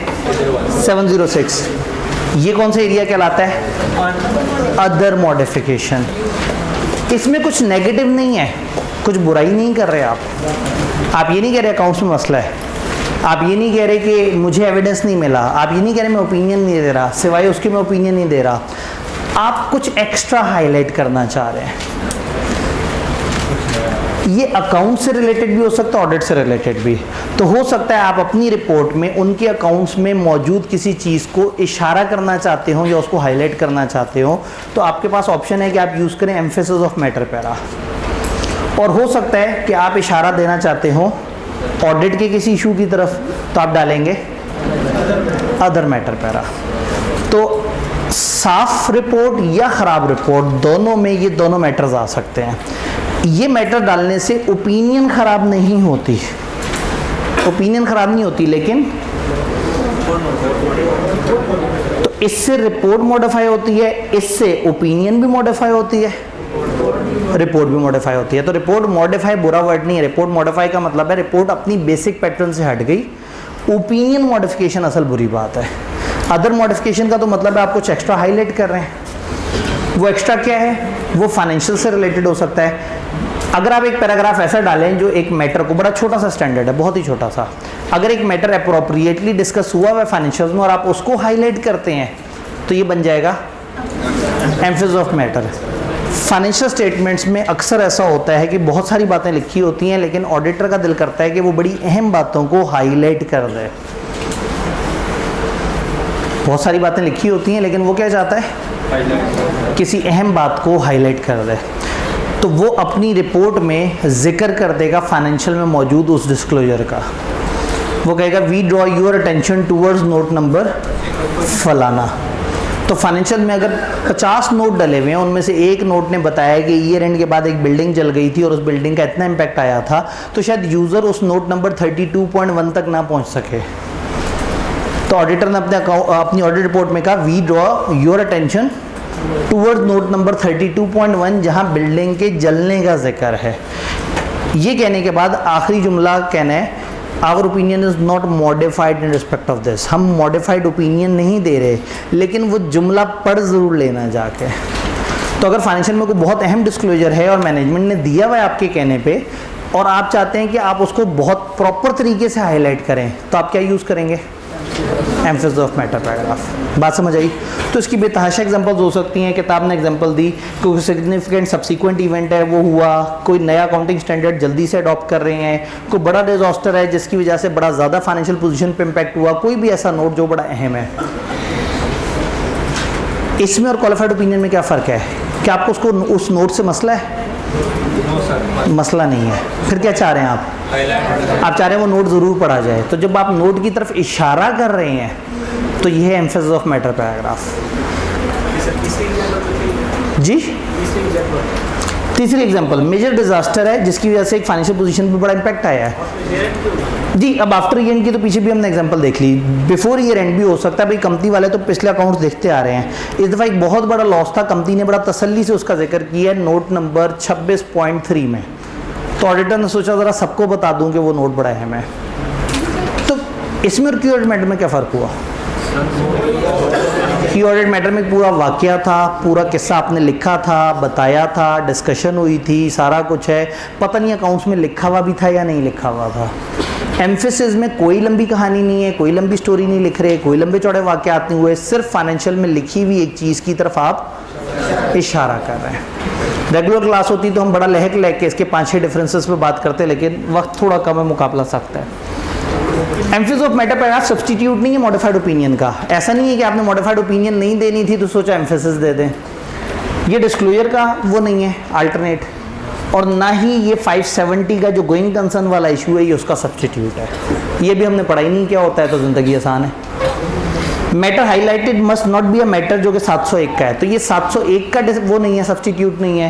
ये मॉडिफाइड ओपिनियन का सब्स्टिट्यूट नहीं है और ये किसी डिस्क्लोजर का सब्स्टिट्यूट नहीं है। और 570 का पता नहीं कौन सा इशू है, ये उसका भी सब्स्टिट्यूट नहीं है। प्रेजेंट कैसे करेंगे? सेपरेट सेक्शन बनाएंगे। सेपरेट सेक्शन की हेडिंग के अंदर आप एम्फेसिस ऑफ मैटर और उसके साथ कुछ और भी लिखना चाहें तो लिखेंगे, और फिर ख़ास तौर पे रेफरेंस दे देंगे कि आप कौन से मामले को हाईलाइट करना चाह रहे हैं। तो अगर आपने ऑडिट की किसी चीज़ को हाईलाइट करना है तो क्या होगा? Other matter. आप अपने ऑडिट के बारे में, अपनी जिम्मेदारी के बारे में, अपनी रिपोर्ट के बारे में कुछ हाईलाइट करना चाह रहे हैं। इसकी बड़ी टिपिकल एग्जांपल होती है कि आपने ऑडिट एक्सेप्ट किया, बहुत बड़ी स्कोप लिमिटेशन नज़र आ गई, आप विड्रॉ करने लगे, एससीसीपी ने कहा नहीं विड्रॉ नहीं करना, नहीं किया मजबूरन, एंड पे डिस्क्लेमर दे दिया। सारे लोगों ने रिपोर्ट पढ़ी, कहा यार बड़ा फजूल ऑडिटर था, विड्रॉ करके चला जाता अगर शुरू में पता लग गया था। अब आपका दिल कर रहा है आप अपने बारे में लोगों को बताएं कि क्या हुआ था। तो अगर ऑडिटर अपनी ऑडिट रिपोर्ट के बारे में कुछ सफाई देना चाहता है, अपनी जिम्मेदारी के बारे में कुछ बताना चाहता है, अपने ऑडिट की अंडरस्टैंडिंग के बारे में कुछ बताना चाहता है, तो वो क्या यूज़ करेगा? Other matter paragraph. Other matter paragraph भी सब्स्टिट्यूट अदर रिपोर्टिंग रिस्पॉन्सिबिलिटी का नहीं है और ना ही ये 701 का सब्स्टिट्यूट है। इसकी प्रेजेंटेशन भी ऐसे है कि आप सेपरेट सेक्शन बनाएंगे, लेकिन इसमें आप अदर मैटर की हेडिंग यूज़ करें या कोई भी हेडिंग यूज़ कर लें, उधर एम्फेसिस ऑफ मैटर के अल्फाज लिखने ज़रूरी थे। अगर एक ही रिपोर्ट में अदर मैटर भी हो, की ऑडिट मैटर भी हो, एम्फेसिस ऑफ मैटर भी हो, तो ऊपर कैसे दिखाएं, नीचे कैसे दिखाएं। जो ज़्यादा ज़रूरी है वो ज़्यादा ऊपर नज़र आएगा, जो कम ज़रूरी है वो नीचे। और फिर आप हेडिंग्स को सेग्रीगेट कर देंगे कि ये कीवर्डेड मैटर है, ये एम्फेसिस ऑफ मैटर है और ये अदर मैटर है। तो अब पेपर में यू आर एक्सपेक्टेड कि आप गए और आपको उन्होंने कहा एक ऑडिटर फर्म के सामने ये 2-3 सिचुएशंस आई हैं, उनमें से कोई एक ऐसी सिचुएशन होगी जिसमें सब सही चल रहा होगा लेकिन बड़ा अहम डिस्क्लोजर होगा, तो आप घूमते घूमते एम्फेसिस की तरफ चले जाएंगे। एक जगह वो आपको बताएंगे कि एक आपका अकाउंटिंग ट्रीटमेंट पे उनसे झगड़ा हो गया IAS 2 के ऊपर, तो बताओ अब ऑडिटर क्या करेगा, तो वहाँ आप फिर क्वालिफाइड ओपिनियन या हो सकता है डिपेंडिंग अपॉन परवेसिव की तरफ भी चले जाएं। तो इसका एक पूरा स्टेप बाय स्टेप प्रोसेस है। चूँकि ड्राफ्टिंग का सेशन अलग से है, अदरवाइज मैं फिर आपको बताता कि ये स्टेप बाय स्टेप आपने सवाल को कैसे करना है। तो किसी भी दिन अगर आप ड्राफ्टिंग का सेशन मिस कर जाते थे तो ठीक है, कोई बात नहीं, आप तौबा कर लीजिएगा, लेकिन आज का ड्राफ्टिंग सेशन बिल्कुल नहीं मिस करने वाला, क्योंकि आपने फिर ये समझना है कि पेपर में अगर एक साथ सिनेरियो आ जाए तो आपने इस मैप से किस तरह से घूमते घूमते सही जगह तक पहुँचना है। ठीक है, एक बस आखिरी सवाल लेते हैं और आपकी ज़हमत तमाम करते हैं। मल्टीपल अनसर्टेनिटीज में सिर्फ गोइंग कंसर्न नहीं, कई तरह के इशू हो सकते हैं, लेकिन नॉर्मली अनसर्टेनिटी गोइंग कंसर्न की तरफ लेके जा रही होती है। ठीक है जी, सवाल का आंसर हो गया। दूसरा सवाल जो है ना, अब अगर दोबारा मौका मिला तो देख लेंगे, क्योंकि अगले बच्चे भी मारेंगे। पहले खवातीन अगर निकल के जा सके, थोड़ा सा अगर हम एहतराम